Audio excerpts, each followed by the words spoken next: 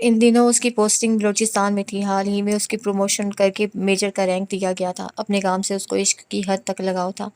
ہر دن وہ پورے دل سے تیار ہو کر اپنی ڈیوٹی پر جاتا۔ اپنی کم عمری میں پائی گئی ترقی کی وجہ سے اپنی پوری ریجمنٹ میں وہ خاص مقبول تھا۔ وقت کا پابند، ڈسپلن کے نام پر زیرو برداشت دکھاتا۔ بنیادی طور پر وہ ایک بہادر، نڈر اور زندہ دل نوجوان تھا۔ انتہا کا محنتی، اس کے دشمنوں کو بھی یقین تھا وہ بہت اونچا جائے گا۔ وہ ایک وفد کے ساتھ مصروف تھا۔ 10-15 دن سے نہ تو زرمینی کو فون کر پایا تھا، نہ ہی خط لکھنے کا وقت ملا تھا، پر وہ کوشش کر رہا تھا۔ ایک آدھ دن کی چھٹی لے کر لاہور کا چکر لگا آئے۔ بہن کو میجر بننے کی خوشخبری بھی تو سنانی تھی۔ اس رات بھی وہ روٹین کے مطابق رات کے کھانے سے پہلے جم میں ورزش کرنے میں مصروف تھا، جب 2-4 وردی والے اس کو ڈھونڈتے ہوئے آئے اور اسی حالت میں، اسی لباس میں اپنے ساتھ لے کر چلے گئے۔ اگلے دن کا سورج پوری دنیا پر تو طلوع ہوا تھا، مگر میجر ولی اللہ کی دنیا سے سورج اٹھا لیا گیا۔ ایسے گپ گھیر اندھیرے سے واسطہ پڑا کہ وہ اپنی سدھ بدھ بھی بھول گیا۔ ملک دشمن عناصر کے ساتھ گہرے ذاتی تعلقات ثابت ہونے کی بنا پر اس کا کورٹ مارشل کر دیا گیا تھا۔ ساتھ میں اس کو یہ بات کہی گئی تھی کہ اگر وہ اس فیصلے سے اتفاق نہیں کرتا، اگر وہ سمجھتا ہے اس کے ساتھ زیادتی ہوئی ہے، وہ اپیل کرنے کا پورا حق رکھتا ہے۔ سوچو ذرا، وہ انسان جو اپنی ساری زندگی صرف ایک جنون کے پیچھے بھاگا ہو، وہ عام درجے کا محنتی نہ ہو، نہ ہی درمیانے درجے کا، بلکہ اسکول اور کالج کے زمانے سے اس کو صرف ایک ہی شوق تھا۔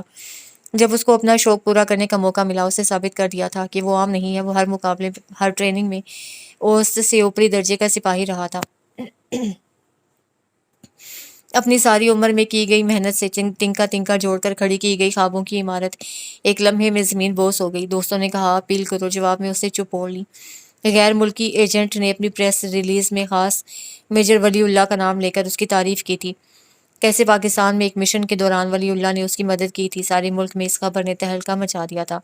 فوج نے وقتی طور پر اس کو ڈیوٹی سے فارغ کر کے معاملات کی پوری جانچ پڑتال کر لینے تک اس کو فارغ کر دیا۔ یہ اس کی شاندار کامیابیوں کی وجہ سے اتنی سہولت دی گئی تھی۔ بھلا اتنا محب وطن انسان غدار کیسے ہو سکتا تھا؟ کوئی اس کے خلاف بول رہا تھا، کوئی اس کے خلاف۔ اس کا دل ہر چیز سے اچاٹ ہو گیا۔ آئی جی بلوچستان کے ساتھ اچھی سلیک ہونے کے علاوہ وہ اس سے ہمیشہ بڑے بھائی کی طرح ہی پیش آتے تھے، اس لیے وہ ان کے پاس آیا، کیونکہ کل اسے پنجاب کے لیے نکلنا تھا۔ آج کی رات کہیں رکنے کا آسرا چاہیے تھا۔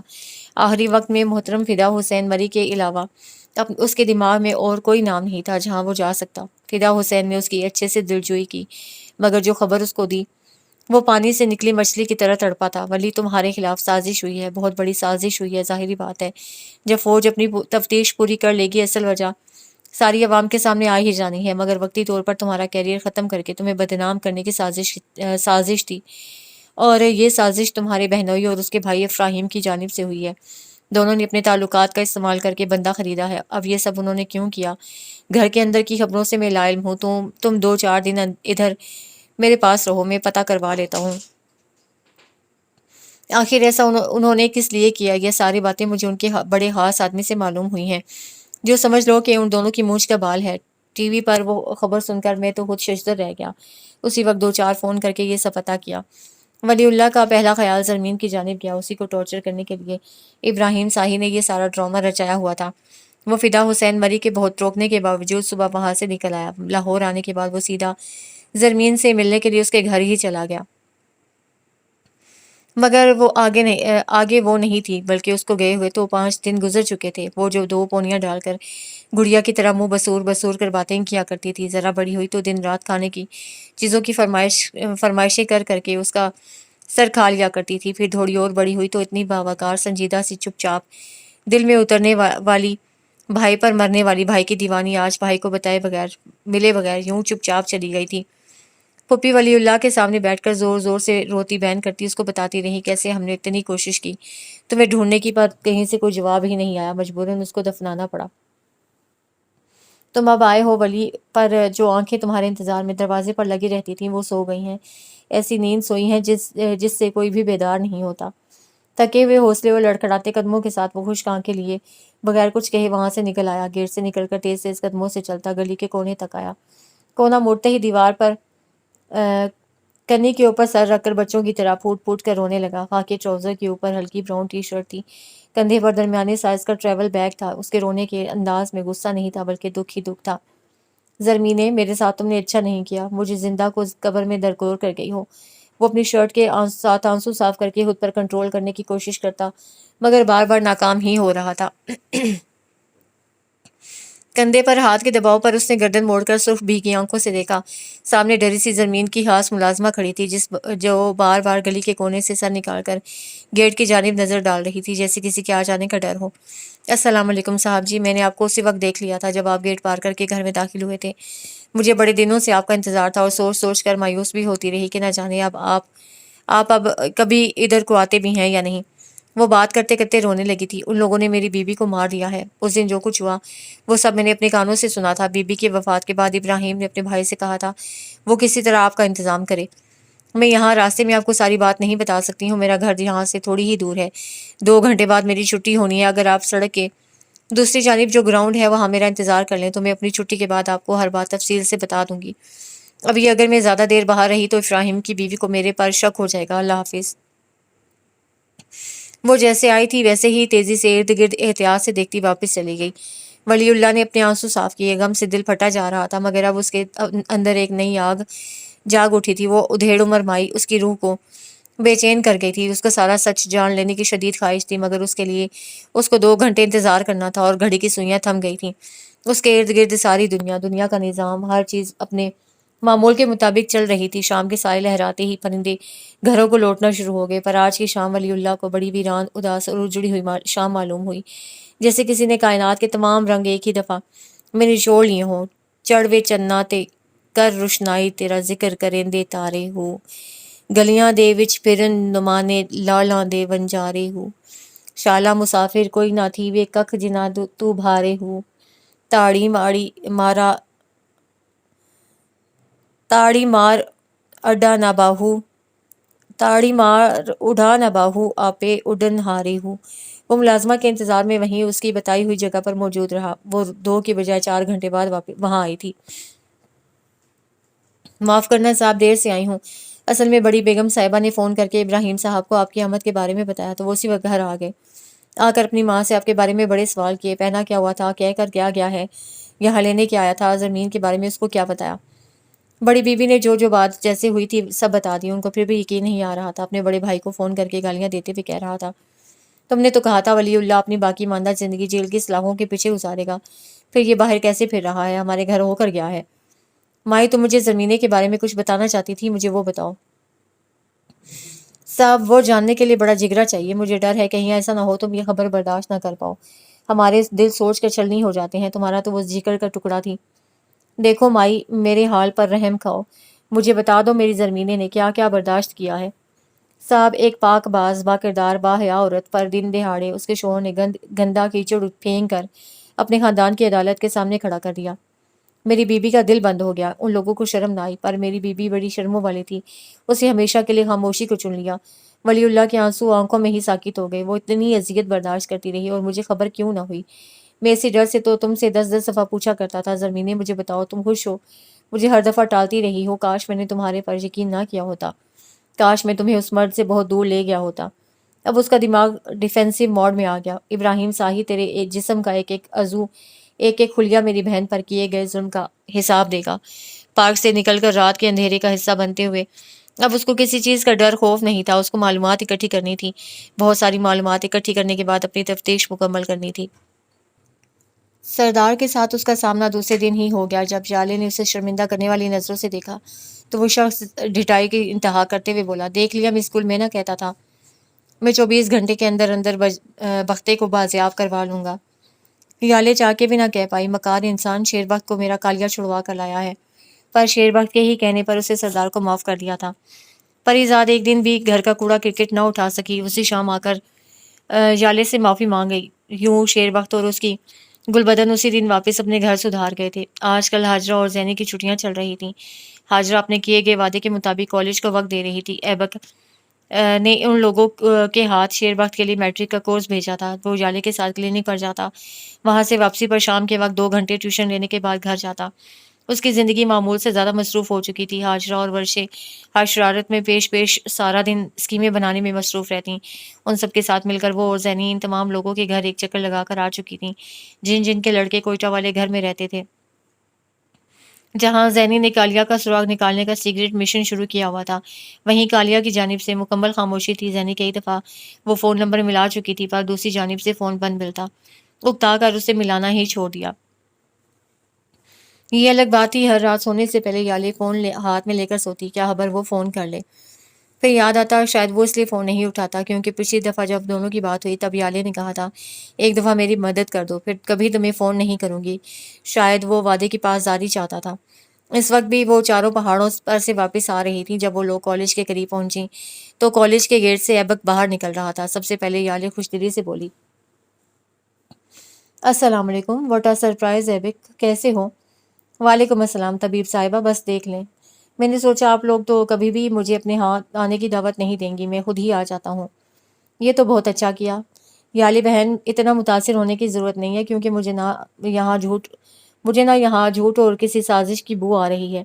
ہاجرہ کی بات پر ایبک نے اپنی ہنسی چھپا کر ایک نظر زینی پر ڈالی جو اس کو شکی نظروں سے گھور رہی تھی۔ بڑی خوشی ہوئی آپ سب کو دیکھ کر، انشاءاللہ پھر سے ملاقات ہوگی، ابھی اجازت دیں، رات سر پہ آ گئی ہے۔ تبھی سردار کالج سے برآمد ہوا۔ یالے نے ایبک کو وہیں روک لیا، ارے ایسے کیسے جانے دیں، ابھی آئے ہو اور ابھی چل دیے؟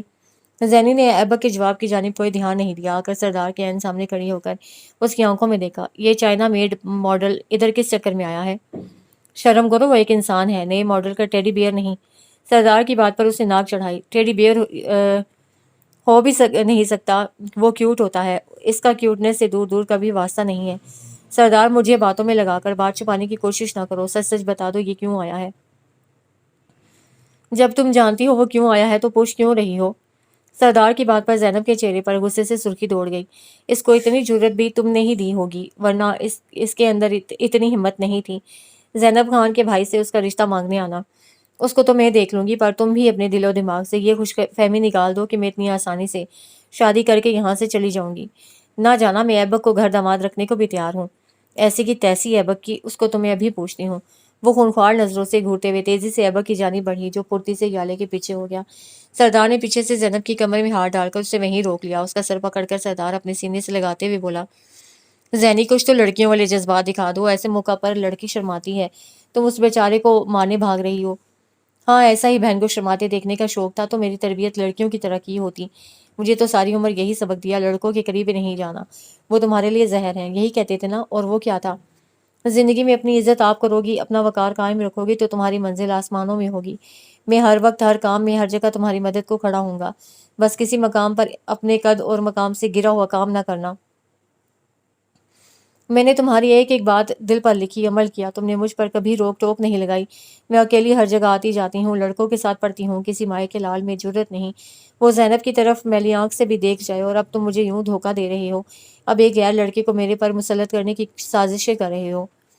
سردار اس کے غصے پر دھیرے سے مسکرا رہا تھا، پھر اس کا چہرہ اپنی طرف موڑ کر پیشانی پر بوسہ دیا۔ میں اس کو تمہارا غیر تو نہیں رہنے دوں گا، تمہاری اس کے ساتھ شادی کر رہا ہوں۔ اسے کہا ہے، اس نے نیا مکان خریدا ہے جسے وہ گھر بنانا چاہتا ہے، اس نے ایک کمرے میں جم بنایا ہے کیونکہ جس لڑکی سے وہ شادی کرنے والا ہے وہ بلیک بیلٹ ہے، ہر روز ورک آؤٹ کرتی ہے۔ ورک آؤٹ میں صرف تمہارے کہنے پر کرتی ہوں، شادی کے بعد میں نے اسی کو جم میں جھونکنا ہے جو آج بڑے شوق سے بنوا رہا ہے، سنگل پسلی کہیں کا۔ پر اس کا مطلب یہ ہرگز نہیں ہے میں اس سے شادی پر تیار ہوں، پہلے تمہاری شادی ہوگی پھر میری۔ سردار ابھی بھی دلکشی سے مسکرا رہا تھا۔ چلو اگر تم خوش فہم نہیں ہو تو ایبک تم ایسا کرو، اپنے والد کو ہاں کہہ دو، اپنی پھوپھی کے بیٹے کے لیے۔ میری بہن کو یہ رشتہ منظور نہیں ہے، اس لیے تم اپنی پھوپھی کی بیٹی سے شادی کر سکتے ہو۔ زینب نے بھائی کو گھورا، پھر دانت پیستے ہوئے بولی، اپنے ایبک کو یہ بھی بتا دیں پھوپھی کی بیٹی سے شادی کرنے سے پہلے اپنا کفن تیار کروا لے۔ سب سے بلند کہہ کر سردار کا تھا۔ ہاجرہ اور ورشے نے نعرے مارے۔ یالے میسمرائز ہو کر بہن بھائی کا پیار ہی دیکھتی رہ گئی۔ ایبک شرمیلی سی مسکراہٹ لیے سر جھکائے کھڑا تھا۔ زینب ابھی تک سردار کی باہوں میں تھی، اب ایبک کو ڈنر پر روک رہی ہو یا وہ اتنی لیٹ یہاں سے چلا جائے؟ میں کیوں روکوں؟ مجھے تو اسے جھوٹے منہ سلام تک نہیں کیا۔ آپ کا مہمان ہے، آپ جانو، پر ادھر میں ایک مطالبے بنوانا چاہتی ہوں۔ سردار ہاتھ باندھ کر اس کے سامنے کھڑا ہو گیا۔ جی فرمائیے ملکہ عالیہ، خادم سن رہا ہے۔ مجھے کوئی دھوم دھڑکے والی شادی نہیں کرنی ہے، سادگی سے بس نکاح ہوگا، اور جہیز میں دادی کو لے کر جاؤں گی۔ آپ اپنے ایبک سے پوچھ لیں، اگر اس کو اعتراض ہے تو ڈنر کیے بغیر ہی کھسکنے کی کرے۔ سردار بولا تو لہجے میں شرارت کوٹ کوٹ کر بھری ہوئی تھی. ہاں بھائی میرے ایبک ڈنر کرنا ہے یا ویسے ہی نکلنا ہے؟ سر ڈنر کے بغیر جاتا ہوا میں اچھا تھوڑی لگوں گا. یعنی تم کہہ رہے ہو تمہیں سارے مطالبے منظور ہیں؟ جی سر مجھے کوئی اعتراض نہیں ہے. یہ اپنی دادی چھوڑ بھائی کو بھی جہیز میں لا سکتی ہے. میرا بھائی کیوں تمہارے گھر جا کر رہے گا؟ وہ یہاں رہے گا اپنے بیوی بچوں کے ساتھ. ہاں اپنے بیوی بچوں کے ساتھ، سردار نے مسکراتے ہوئے کہا. پھر بولا چلو اب سارے گھر اماں مٹھائی لیے انتظار میں ہیں. پھپھو لوگ بھی آئی ہوئی ہیں. وہ لوگ کب آئے؟ مجھے بتایا کیوں نہیں؟ وہ سردار کا جواب سننے کو رکی نہیں، اسی پل گھر کی جانب بھاگ گئی. حاجرہ بھی اس کے ساتھ تھی. اس کے جاتے ہی سردار نے ایبک کی جانب دیکھا. لو بھائی مبارک ہو، سب سے اہم مورکہ سر ہو چکا ہے. Thank you sir. سر کے بچے اب تو بھائی بول دے. میری طرف سے آپ دونوں کو بہت بہت مبارک. اللہ پاک یہ رشتہ مبارک کریں. یہ آلے کے کہنے پر دونوں نے یک آواز خیر مبارک بولا. آپ کو بھی مبارک ہو مس گل، آخر آپ بھی تو زینی کی دوست ہیں. جی بالکل، مجھے تو بہت زیادہ خوشی ہو رہی ہے. زینی اگر بہت اچھی ہے تو ایبک بہت سے بھی زیادہ اچھا ہے. یقیناً یہ دونوں ایک خوشگوار زندگی گزاریں گے. آمین انشاءاللہ. گھر قریب آیا تو یالی اور ورشے ہاسٹل کی جانب بڑھ گئیں. مس گل کہ آپ اندر نہیں آ رہی ہیں؟ نہیں، آپ کے مہمان آئے ہوئے ہیں اس لیے اچھا نہیں لگتا. میں انشاءاللہ کسی وقت آ کر زینی اور دادوں کو مبارکباد دے دوں گی. چلیں جیسے آپ کی مرضی. اللہ حافظ. گراؤنڈ سے گزرتے ہوئے یالے نے کوئی بات کرنی چاہی تو ورشے کی جانب سے کوئی جواب نہیں آیا، مگر سیڑھیوں تک پہنچنے تک یالے کا شک یقین میں بدل گیا. اس نے وہیں ورشے کا بازو پکڑ کر اس کو روک لیا. ورشی تم رو رہی ہو؟ اس کے اتنا کہتے ہی ورشے کے رونے میں تیزی آ گئی. یالے پہلے تو حیران تھی، پر اب پریشان ہو کر اس نے ارد گرد ایک نظر ڈالی. نیچے اوپر سب اپنے کاموں میں مصروف تھے. چند ایک لڑکیاں بالکنی میں موجود تھی، مگر ان کا دھیان ان لوگوں کی جانب نہیں تھا. ویسے بھی جہاں پر وہ تھیں وہاں اندھیرا ہی تھا. یالے اسے پکڑ کر ایک طرف لے گئی، بینچ پر بٹھا کر خود اس کے سامنے پنجوں کے بل بیٹھ گئی. ورشی تم تو اتنی ہنسنے ہنسانے والی زندہ دل لڑکی ہو، کیا کسی نے کوئی دل دکھانے والی بات کہہ دی ہے؟ ورشی نے سر نفی میں ہلایا. اب تک اس کی ہچکی بن گئی ہوئی تھی. میری جان مجھے بتاؤ کیا ہوا ہے؟ بہن ہوں میں تمہاری، میرے اوپر اعتبار کر سکتی ہو. ورشے کے رونے میں کوئی کمی نہ ہوئی. یالے جا کر اس کے لیے پانی لے آئی، اس کو زبردستی پانی پلایا. ورشے کی سانس تھوڑی ہموار ہوئی. چند گھونٹ پانی کے مزید لینے کے بعد جیسے اس میں تھوڑی ہمت آئی. کل میرے گھر سے میری ماں کا فون آیا تھا. یالے کے دماغ میں جو فوری بات آئی اس کے مطابق ہی پوچھ لیا. گھر پر تو سب خیریت ہے نا؟ ورشے نے دوپٹے کے پلو سے ناک صاف کی اور خود کو بولنے پر آمادہ کیا. یالے اپی گھر پر خیریت ہے، فقط میری زندگی میں خیریت نہیں ہے. یالے درمیان میں نہیں بولی. وہ چاہ رہی تھی ورشے اپنی بات جتنا مرضی وقت لے کر پوری کرے، پر بولتی رہے. 4 سال پہلے میری منگنی میرے چچا زاد کے ساتھ ہوئی تھی. دونوں جانب سے ماں باپ کا فیصلہ تھا. وہ کوئٹہ میں پڑھتا ہے، انجینئرنگ کے آخری سال میں ہے. اب ہمارے گھر میں شادی کی باتیں چل رہی ہیں کیونکہ میرے والد لڑکیوں کی شادی میں زیادہ دیر کرنے کے قائل نہیں ہیں. وہ کہتے ہیں شادی کے بعد اپنی تعلیم پوری کرو. پر کل امی کا فون آیا. میرے کزن نے میرے ساتھ شادی کرنے سے انکار کر دیا ہے. بات صرف انکار کی ہوتی تو مجھے کوئی دکھ نہیں تھا، مگر اس نے میرے کردار پر الزام لگایا ہے. ساری برادری میں بیٹھ کر کہا ہے تایا کی بیٹی پڑھائی کرنے گھر سے باہر نہیں رہتی بلکہ رنگ رلیاں منانے کو ہاسٹل میں رہتی ہے. اس کا وہاں کسی لڑکے کے ساتھ میل جول ہے. میں نے اس کو اپنی آنکھوں سے لڑکے کے ساتھ گاڑی پر جاتے دیکھا ہے. برادری میں مرد کی بات سنی جاتی ہے، اہمیت حاصل ہے. میں نے اپنی ماں کو قسم کھا کر کہا ہے میں نے تو کبھی کسی کی جانب ان نظروں سے دیکھا ہی نہیں. میں نے تو اس کے ساتھ بھی کبھی اکیلے میں غیر مہذب بات نہیں کی ہے. جس کے ساتھ میری شادی ہونا طے پایا ہے ماں کہتی ہے تم چاہو جو کہو، برادری میں تمہارا یقین نہیں کیا جائے گا. یالے آپی ادھر کا ماحول تو آپ کے سامنے ہے. یہ کوئی شہر تو نہیں ہے جہاں آتے جاتے راستوں میں ہی نیل مٹکا ہونے کے چانس ہو. ادھر تو کسی لڑکے کو منہ کرنے کی اجازت بھی نہیں ہے. موبائل تک اپنے پاس رکھنے کی سر نے ہمیں اجازت نہیں دی ہوئی. اتنی باصول صاف ستھری زندگی گزارنے کے بعد میری قسمت میں ایسی رسوائی کیوں؟ میری بہن نے بتایا ہے میرا کزن کسی لڑکی کو پسند کرتا ہے. وہ اس کے ساتھ یونی میں پڑتی ہے. بزدل انسان نے اپنا آپ آزاد کروانے کے لیے سارا ملبہ میرے پر پھینک دیا. اس سے بھی زیادہ دکھ کی بات یہ ہے اس کو منایا جا رہا ہے وہ ہماری بد کردار بیٹی کو معاف کر دے. بڑا ظرف دکھاتے ہوئے گھر کے گند کو گھر میں ہی سمیٹ لے. وہ کہتا ہے شادی کر لیتا ہوں مگر میں دوسری شادی اپنی مرضی سے کروں گا. وہ میری زندگی کی خوشیوں کو آگ لگا کر میرے پر ہی احسان کر رہا ہے تاکہ ایک بیوی یہ مل جائے گی جس کو ساری عمر پیر کی جوتی بنا کر رکھے گا اور دوسری بیوی اپنی محبوبہ کو بنائے گا. یہ بیوی اس کے ماں باپ کی خدمت کرنے کو گاؤں میں رہے گی اور دوسری عزت دار بیوی اس کے ساتھ شہر میں رہے گی. مجھے کہا گیا ہے اگر مجھے اس سے شادی نامنظور ہے تو پھر ابا کے رشتہ دار کا رشتہ فوری موجود ہے. 50 سالہ آدمی جس کی پہلے سے ایک بیوی اور جوان اولاد ہے. کل میرے گھر سے مجھے گھر لینے کو گاڑی آ رہی ہے. میرا جی چاہ رہا ہے اس سے پہلے ہی اپنی جان دے دوں. اچھا ہوگا نا لے جا کر دفنا دیں گے. وہ ایک دفعہ پھر رونے لگی تھی. یالے کا دماغ پوری طرح سن ہو چکا تھا. پوچھے اس سے کس کے ساتھ منہ کالا کر کے میری عزت کا جنازہ نکال کر آ رہی ہے. آخر ہر روز سرخی لگا کر بیٹی کو لینے کے بہانے یہ کس کو مل کر آتی ہے؟ یالے کے کانوں میں آواز جاگی جس کو سالوں سے سلاتی آئی تھی. مگر یہ الفاظ آج تک حفظ تھے۔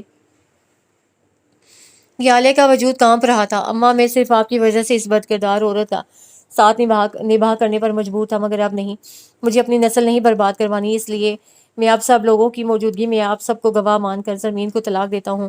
آج سے میری طرف سے آزاد ہے، میں اس کو طلاق دیتا ہوں۔ اس نے میری وفا اور محبت کا احترام نہیں کیا، میں اس کو اپنی زندگی سے بے دخل کرتا ہوں۔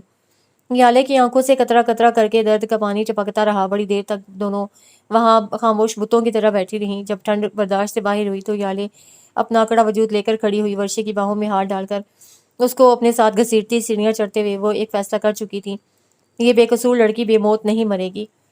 ورشے کو اس کے کمرے کے دروازے پر چھوڑتے ہوئے وہ بولی، ورشے، اللہ کی ذات جب انسان پر ایک در بند کرتی ہے تو ساتھ ہی دوسرا در کھل جاتا ہے۔ کل جب تمہارے گھر سے تمہیں کوئی لینے کے لیے آئے تو میں تمہارے ساتھ جاؤں گی، پتہ نہیں کیا ہوگا، پر اگر میں تمہاری مدد کرنے میں ناکام رہی تو پلیز مجھے معاف کر دینا۔ ورشے روتے ہوئے یالے کے گلے لگ گئی۔ یالے اپنے کمرے میں آنے کے بعد ساری رات سو نہ سکی۔ مائیں نہیں میں کنو آکھاں، درد وچھوڑے دا حال نہیں۔ میں نے آپ سے ایک چھوٹا سا کام کہا تھا، آپ سے وہ بھی نہیں ہو پایا۔ جس کو سلاخوں کے پیچھے بھیجنے کے لیے میں نے لاکھوں روپے دیے ہیں وہ سدیام دندناتا پھر رہا ہے۔ افراہیم نے اکتائی ہوئی نظروں سے چھوٹے بھائی کو دیکھا۔ افراہیم، تم امیر تو ہو گئے ہو، پر امیروں والی خوبیاں تم میں نہیں آئی ہیں۔ تمہارے رویے سے صاف پتہ چلتا ہے تم ایک کچے چور ہو۔ اول تو ولی اللہ کو سب سچ معلوم ہی نہیں ہے۔ زرمین کی اچانک موت ہارٹ اٹیک کی وجہ سے ہوئی ہے۔ رات اچھی بھلی سوئی تھی، صبح اٹھی نہیں، نہ اس سے پہلے کچھ ہے نہ بعد میں، مگر جو رویہ تم نے اپنایا ہوا ہے وہ تمہیں مروائے گا۔ پہلے تم نے اس پر جھوٹا کیس بنوا کر کورٹ مارشل کروا دیا، اب اس طرح اس کے تعاقب میں جا کر اس کو یہ بتانا چاہ رہے ہو تم نے ہی اس کی بہن کو مارا ہے۔ سارے رشتہ دار جانتے ہیں زرمین طبعی موت مری ہے۔ اب شرافت سے ولی اللہ کو فون کر کے اس کی بہن کا افسوس کرو اور دعا کرو۔ اس کو علم نہ ہو اس کے کورٹ مارشل کے پیچھے کس کا ہاتھ ہے۔ ویسے بھی فوج تفتیش کر رہی ہے، اپنے ایجنٹ کو یہاں سے کچھ عرصے کے لیے دفع کرو، کہیں ایجنسی والوں نے کے چار چھتر کھا کر سارا سر چگلتا ہے، پھر ولی اللہ تو باہر ہی رہے گا، ہم اس لاہوں کی ہوا کھا رہے ہوں گے۔ ایسا کبھی نہیں ہوگا۔ اگر میں نے جیل جانا ہوا نا تو ولی اللہ کو گولی مار کر چلا جاؤں گا۔ مجھے تو سمجھ نہیں آتی ابراہیم، تمہارا آخر کیا بنے گا؟ پہلے ہی مجھے دکھ ہے، جو کچھ تم نے زمین کے ساتھ کیا نہیں کرنا چاہیے تھا، جو بھی تھا وہ تمہاری عزت تھی، اور خاندانی لوگ یوں اپنی عورتوں کی نیلامی نہیں کرتے تو میں اور کیا کرتا۔ وہ ساحرہ میری ایک سننے کو تیار نہیں تھی۔ مجھے فوری طور پر زمین سے جان چھڑانے کا اور کوئی حل نظر نہیں آیا۔ ویسے طلاق دیتا تو آپ سب لوگوں نے بیچ میں کود پڑنا تھا۔ طلاق دینے کی ضرورت ہی کیا تھی؟ کچھ عرصہ کے لیے اس کو اس کے بھائی کے پاس بھیج دیتے تم، جب ساحرہ کا بھوت سر سے اتر جاتا اس کو واپس گھر لے آتے۔ میں ساحرہ سے شادی کرنے کا ارادہ رکھتا ہوں، یہ کوئی ایک دو دن کی بات نہیں تھی جو جھوٹ سچ بول کر گزارا کر لیتا۔ ساحرہ کے بچے کہاں جائیں گے؟ انہوں نے کہاں جانا ہے، اپنے باپ کے ساتھ رہیں گے۔ ساحرہ کو بچوں کی کوئی سر درد نہیں ہے، جو کہ ہمارے حق میں اچھا ہے، کیونکہ میں اس کے بچوں کو کبھی قبول نہ کرتا۔ تمہارا اپنی بیٹی کے بارے میں کیا خیال ہے؟ کیا ساحرہ اس کو قبول کر لے گی؟ نہ بھی کرے مجھے کوئی فرق نہیں پڑتا۔ ساحرہ اپنے ساتھ اتنی دولت لے کر آئے گی، میں بآسانی اپنی بیٹی کے لیے کوئی آیا رکھ لوں گا۔ تو تم نے بہت آگے کا سوچ رکھا ہے۔ میں چانس ضائع کرنے والا بندہ نہیں ہوں، اب اس مصیبت کی وجہ سے مجھے دیر ہو رہی ہے، ورنہ اب تک میں اور ساحرہ ایک ہو چکے ہوتے۔ فکر کیوں کرتے ہو؟ میں ہوں نا، تم جاؤ اپنے پروگرام کے مطابق، جہاں جانا تھا میں دیکھ لوں گا۔ اگر ولی نے زیادہ مسئلہ کیا تو پھر دوسرا راستہ تو ہے ہی۔ اب کی نا آپ نے بڑے بھائی والی بات۔ دونوں ہنستے ہوئے بغل گیر ہو گئے۔ تم نے آج اتنا دیر کر دیا، کیا کلینک پر نہیں جانا؟ وہ شیر وقت کے بلانے پر باہر آئی تھی۔ نہیں، آج مجھے تھوڑا کام ہے، اب میں کہیں اور جا رہی ہوں۔ کیا شہر جا رہا ہے؟ تم ابھی کسی کو بتانا مت، مگر میں ورشے کے ساتھ اس کے گھر جا رہی ہوں، اس کی گاڑی لینے آئی ہوئی ہے، اس لیے تیار ہو رہی تھی، ابھی آدھے گھنٹے تک چلے جانا ہے۔ شیر وقت کو الجھن ہوئی، ماتھے پر شکنوں کا جال بچھاتے ہوئے پوچھا، وہ تو اپنے گھر جا رہا ہوگا، پر تم کیوں اس کے ساتھ جائے گا؟ نہیں بتا سکتی، ورشے نے وعدہ لیا ہوا ہے، بس اتنا بتا دیتی ہوں، وہ مصیبت میں ہے، اور یہاں پر سردار تک کو وہ اپنی پریشانی بتانے سے گریز کر رہی ہے۔ تو تمہیں کو کیوں بتائی پریشانی؟ اس کے بارے میں کیا کہہ سکتی ہوں، مگر اس کے ساتھ جانے کا فیصلہ میرا اپنا ہے۔ واپس کب آئے گا؟ شاید آج ہی رات تک۔ ابھی تو اس کے ڈرائیور کے ساتھ جا رہا ہے، واپس کیسے آئے گا؟ اور یہ تو میں نے سوچا ہی نہیں ہے۔ پھر بولی، بس سے آ جاؤں گی۔ ٹھیک ہے، پھر میں تمہارے ساتھ جا رہا ہے، تم اکیلا نہیں آ سکتا ہے، جو بھی تمہارا کام ہے کر لینا، پھر دونوں اکٹھا واپس آ جائے گا۔ ہاں یہ ٹھیک ہے، تم جا کر کپڑے بدلاؤ، میرا یہ لباس صاف ہے، میں نے ابھی کل پہنا ہے۔ میں کون سا کہہ رہی ہوں خراب ہے، پر جا کر سفید والا شلوار سوٹ پہن کر آؤ۔ ہم کون سا کسی کی شادی پر جا رہا ہے یا جو یوں بن ٹھن کر جائے؟ حد سے زیادہ سست انسان ہو، مزید نہ تو بحث ہوگی نہ ہی وقت ضائع کرنا ہے، میں ورشے کو بتا دیتی ہوں، اتنی دیر میں تم تیار ہو کر آؤ۔ وہ اندر کی جانب بڑھ گئی، شیر وقت وہیں سے موڑ آیا۔ ٹھیک آدھے گھنٹے بعد جب ورشے کی گاڑی گیٹ سے نکلی تو اس میں ڈرائیور کے ساتھ اگلی سیٹ پر شیر بخت بیٹھا ہوا تھا، پیچھے جالی اور ورشے۔ سردار کو ورشے کے جانے کا علم تھا، اس کے گھر سے فون آنے پر اسے خود چھٹی کی اجازت دی تھی، مگر جالی اور شیر بخت کی ورشے کے ساتھ ساتھ رخصتی سے وہ ناواقف ہی رہا تھا۔ ویسے بھی گھر پر اتنی مصروفیت بڑھی ہوئی تھی، ساری توجہ ادھر لگی تھی۔ راستے میں گاڑی ایک دو دفعہ پیٹرول وغیرہ کے لیے رکی تھی، اس کے باوجود بھی ان کو منزل پر پہنچتے 4 گھنٹے لگ گئے۔ ورشے کا گھر دیکھ کر ہی اندازہ ہو گیا تھا وہ لوگ کسی عام گھر میں نہیں آئے تھے۔ اتنے ریموٹ علاقے میں واقع ہونے کے باوجود گھر کا ڈیزائن اور ماتھا ایک دفعہ انسان کو سب بھلا کر اپنی جانب متوجہ کرتا تھا۔ گاڑی پورچ میں رکی تو وہاں کئی مرد کھڑے تھے، آگے بیٹھے شیر بخت کو دیکھ کر سب کے چہروں پر عجیب سے تاثرات ابھرے تھے۔ ورشے نے نقاب اوڑھ رکھا تھا، چہرے کے تاثرات کا اندازہ لگانا مشکل تھا، مگر جب اس نے اپنا ہاتھ یالے کی بازو پر رکھا تو اس کا ٹھنڈا برف ہوتا ہاتھ کانپ رہا تھا۔ یالے نے چادر اوڑھ رکھی تھی پر چہرہ کھلا ہوا تھا۔ ان کے گاڑی سے نکلنے سے پہلے ہی ملازمہ نے آ کر گاڑی کا دروازہ کھولا۔ آؤ بی بسم اللہ، آؤ بی بسم اللہ۔ تاشی، یہ میری مہمان ہیں، ساتھ میں ان کے بھائی ہیں، تم ان کے بھائی کو مردانے میں لے جاؤ، پھر بابا کو ان کی آمد کا بتاؤ۔ ساتھ ہی یالے کا ہاتھ پکڑ کر گاڑی اتر کر وہاں موجود افراد کو مشترکہ سلام کرتی ہوئی اندر کی جانب بڑھ گئی۔ ایک ملازم شیر بخت کو اپنے ساتھ آنے کا بول کر مخالف سمت میں بڑھ گیا۔ وہاں موجود کسی مرد نے شیر بخت کا استقبال نہیں کیا، بلکہ بڑی گھورتی چپتی نظروں سے اس کا جائزہ لیتے رہے، یہاں تک وہ نظروں سے اوجھل ہو گیا۔ شیر بخت اسی ماحول کا حصہ تھا، اس کو ماحول میں موجود ٹینشن ایک آنکھ نہ بھائی، اس کو بہت کچھ غلط ہونے کے امکانات نظر آ رہے تھے۔ چھٹی حس نے الارم بجانا شروع کر دیا تھا، اس کو اپنی غلطی کا شدت سے احساس ہوا۔ اس کو کم از کم معاملے کے بارے میں جانچنا تو چاہیے تھا، یوں انہیں آ کر اچھا نہیں کیا جب گھر کے مرد دروازے کے پاس کھڑے ہوں، ایک مہمان کو سلام کرنا تو دور، سلام کا جواب بھی نہ دیں۔ ملازم اسے ڈرائنگ روم میں بٹھا کر چلا گیا۔ ڈرائنگ روم روایتی انداز کا تھا، نیچے ایرانی قالین پر گاؤ تکیے لگے ہوئے تھے، سوائے ورشے کی امی کے اور کوئی بھی خوشی سے نہیں ملا تھا۔ ورشے یالے کو ساتھ اپنے کمرے میں ہی لے آئی تھی، گھر میں کسی فنکشن کی تیاری تھی، مگر کوئی بھی خوش نظر نہیں آ رہا تھا۔ یالے اور ورشے بیڈ پر خاموشی سے بیٹھی تھی جب دروازے پر دستک دے کر ورشے کی امی اندر آئیں۔ لائٹ گرین رنگ کا دھاگے کے کام والا فینسی سوٹ، ساتھ کا دوپٹہ سلیقے سے سر پر ٹکا تھا، دونوں کلائیوں میں سونے کے کڑے تھے، درمیانے قد و جسامت کی تھا، ان کے چہرے پر بلا کی نرمی تھی۔ آ کر یالے کے قریب بیٹھ گئیں، پیچھے ملازمہ چائے اور لوازمات لے کر آئیں۔ یالے بیٹا، کاش ہم کسی اور موقع پر ملتے، ورشے نے فون پر مجھے تمہارے بارے میں بتایا تھا، یہ جان کر خوشی ہوئی کہ تم ایک ڈاکٹر ہو، پر آج یہاں آ کر بھی تم نے بہت اچھا کیا۔ ورشے کی شادی پر کوئی دوست موجود ہے؟ ان کے اس بات پر یالے نے چونک کر ان کی طرف سوالیہ نظروں سے دیکھا۔ میں سمجھی نہیں، آپ کی آخری بات کا کیا مطلب ہے؟ وہ بھی جواب میں حیران ہوئی۔ کیا ورشے نے تمہیں بتایا نہیں ہے آج شام 6 بجے اس کا نکاح ہے اس کے چچا کے بیٹے کے ساتھ، اسی لیے تو ساری فیملی اکٹھی ہوئی ہے۔ یالے کا دماغ بھگ سے اڑ گیا۔ کون سے کزن سے اس کی شادی ہو رہی ہے؟ اس کے کون سا کوئی ڈھیر سارے کزن ہیں، چچا کے 2 بیٹے ہیں، ایک پہلے سے ہی شادی شدہ ہے، دوسرے سے اس کی منگنی کر رکھی تھی، پر کبھی خواب میں بھی نہیں سوچا تھا آج کا دن اس طرح سے آئے گا۔ وہ اسے شادی کے لیے نہیں مان رہا، اس کے بابا نے آخری چارے کے طور پر اپنی آدھی جائیداد اس کے نام کرنے کا لالچ دیا ہے۔ ماس، جا کر بابا کو میرا پیغام دے دو، میں مر جاؤں گی پر اس گھٹیا آدمی کے نکاح میں نہیں آؤں گی، ورشے نے غصے سے کانپتے ہوئے کہا۔ یالے فوراً اپنی جگہ سے اٹھ کر اس کے پاس آئی، کندھے پر ہاتھ رکھ کر تسلی دی، جبکہ ورشے کی والدہ کا رنگ فک ہو گیا تھا، کیونکہ اسی وقت دروازے میں ایک بڑا باوقار سا انسان ابھرا تھا، سفید شلوار سوٹ پر کالی واسکٹ، پیروں میں پشاوری چپل، سر پر سرداروں والی دستار۔ میں یہی سمجھنا چاہتا ہوں، ابھی جو الفاظ میں نے سنے ہیں ورشے، وہ تمہاری زبان سے نہیں نکل سکتے۔ ورشے دوڑ کر باپ کے سینے سے لگے، ہذیانی انداز میں روتے ہوئے بولے گئی، بابا میرے پر اعتبار نہیں ہے تو اپنے ہاتھوں سے یہیں گلا گھونٹ دو، پر مجھ پر یہ ظلم نہ کرو۔ بابا، اسے میرے اوپر جھوٹا الزام لگایا ہے، میرا کسی کے ساتھ کوئی تعلق نہیں ہے، وہ جھوٹا ہے، میں مر جاؤں گی پر اب اس سے شادی نہیں کروں گی۔ ایسی باتوں کا اب کوئی وقت نہیں ہے، میں نے تمہیں بیٹوں کے برابر سمجھا تھا، ساری برادری کے خلاف پڑھنے کو بھیجا، پھر تم نے یہ کیوں نہ سوچا تیرے باپ سارے علاقے میں سر اونچا کر کے بولنے والا انسان تھا۔ ورشے، آج میری حالت دیکھو، اس لڑکے نے بیچ بازار میں کھڑا کر کے میری پگڑی اچھال دی، کیوں؟ صرف تمہاری وجہ سے۔ مجھے اگر علم ہوتا ایسا ہوگا، میں کبھی تمہیں اس گھر کی دہلیز ہی پار نہ کرنے دیتا۔ بابا، تمہاری ورشے نے ایسا کوئی کام نہیں کیا جو آپ کا سر نیچا کرنے کا باعث بنتا۔ بابا، وہ جھوٹ بول رہا ہے، میں قرآن پر ہاتھ رکھ کر قسم کھانے کو تیار ہوں، میں اس کے ساتھ شادی نہیں کروں گی۔ تو پھر کیا کرو گی؟ آج ساری برادری میں یہ بات پھیلی ہے، کل سارے علاقے میں پھیلے گی، کوئی عزت دار خاندان اس دہلیز پر رشتہ مانگنے نہیں آئے گا۔ میں اگر تمہارا اعتبار کر بھی لوں تو میرے پاس اور کوئی راہ نہیں ہے، اگر اس کے ساتھ شادی نہیں کرنی تو پھر وہ جو 2 بچوں کا باپ ہے اس سے کرو گی، کیونکہ یہ پکا ہے، نکاح آج ہی ہوگا۔ یالے خاموش نہ رہ سکی۔ آپ خود کو اتنا بے بس کیوں ظاہر کر رہے ہیں سر؟ آپ تو اس کے سرپرست ہیں۔ ایک بات یاد رکھیں، جن کے دل میں چور ہو وہ اس طرح سے آ کر قدموں میں حاضر نہیں ہوتے، رو رو کر رحم نہیں مانگتے۔ چور ہوتا ہی بے رحم ہے۔ اگر آپ کی بیٹی میں کھوٹ ہوتا تو یہ کم از کم اس وقت یہاں نہ ہوتی۔ میں جانتی ہوں میں بہت غلط کر رہی ہوں، آپ کے گھر کا معاملہ ہے، مجھے اس میں بولنا نہیں چاہیے، مگر میں نے اپنی عزیز ازجان ہستی کو ایک وقت میں اپنی آنکھوں کے سامنے اسی ظلم کا شکار ہوتے دیکھا تھا۔ اس وقت مجھے ان معاملات کی سمجھ نہیں تھی، ان کے لیے کچھ نہ کر پائی، پر آج مجھے سچ اور جھوٹ کی پہچان ہے، اس لیے آج رہ نہیں پائی۔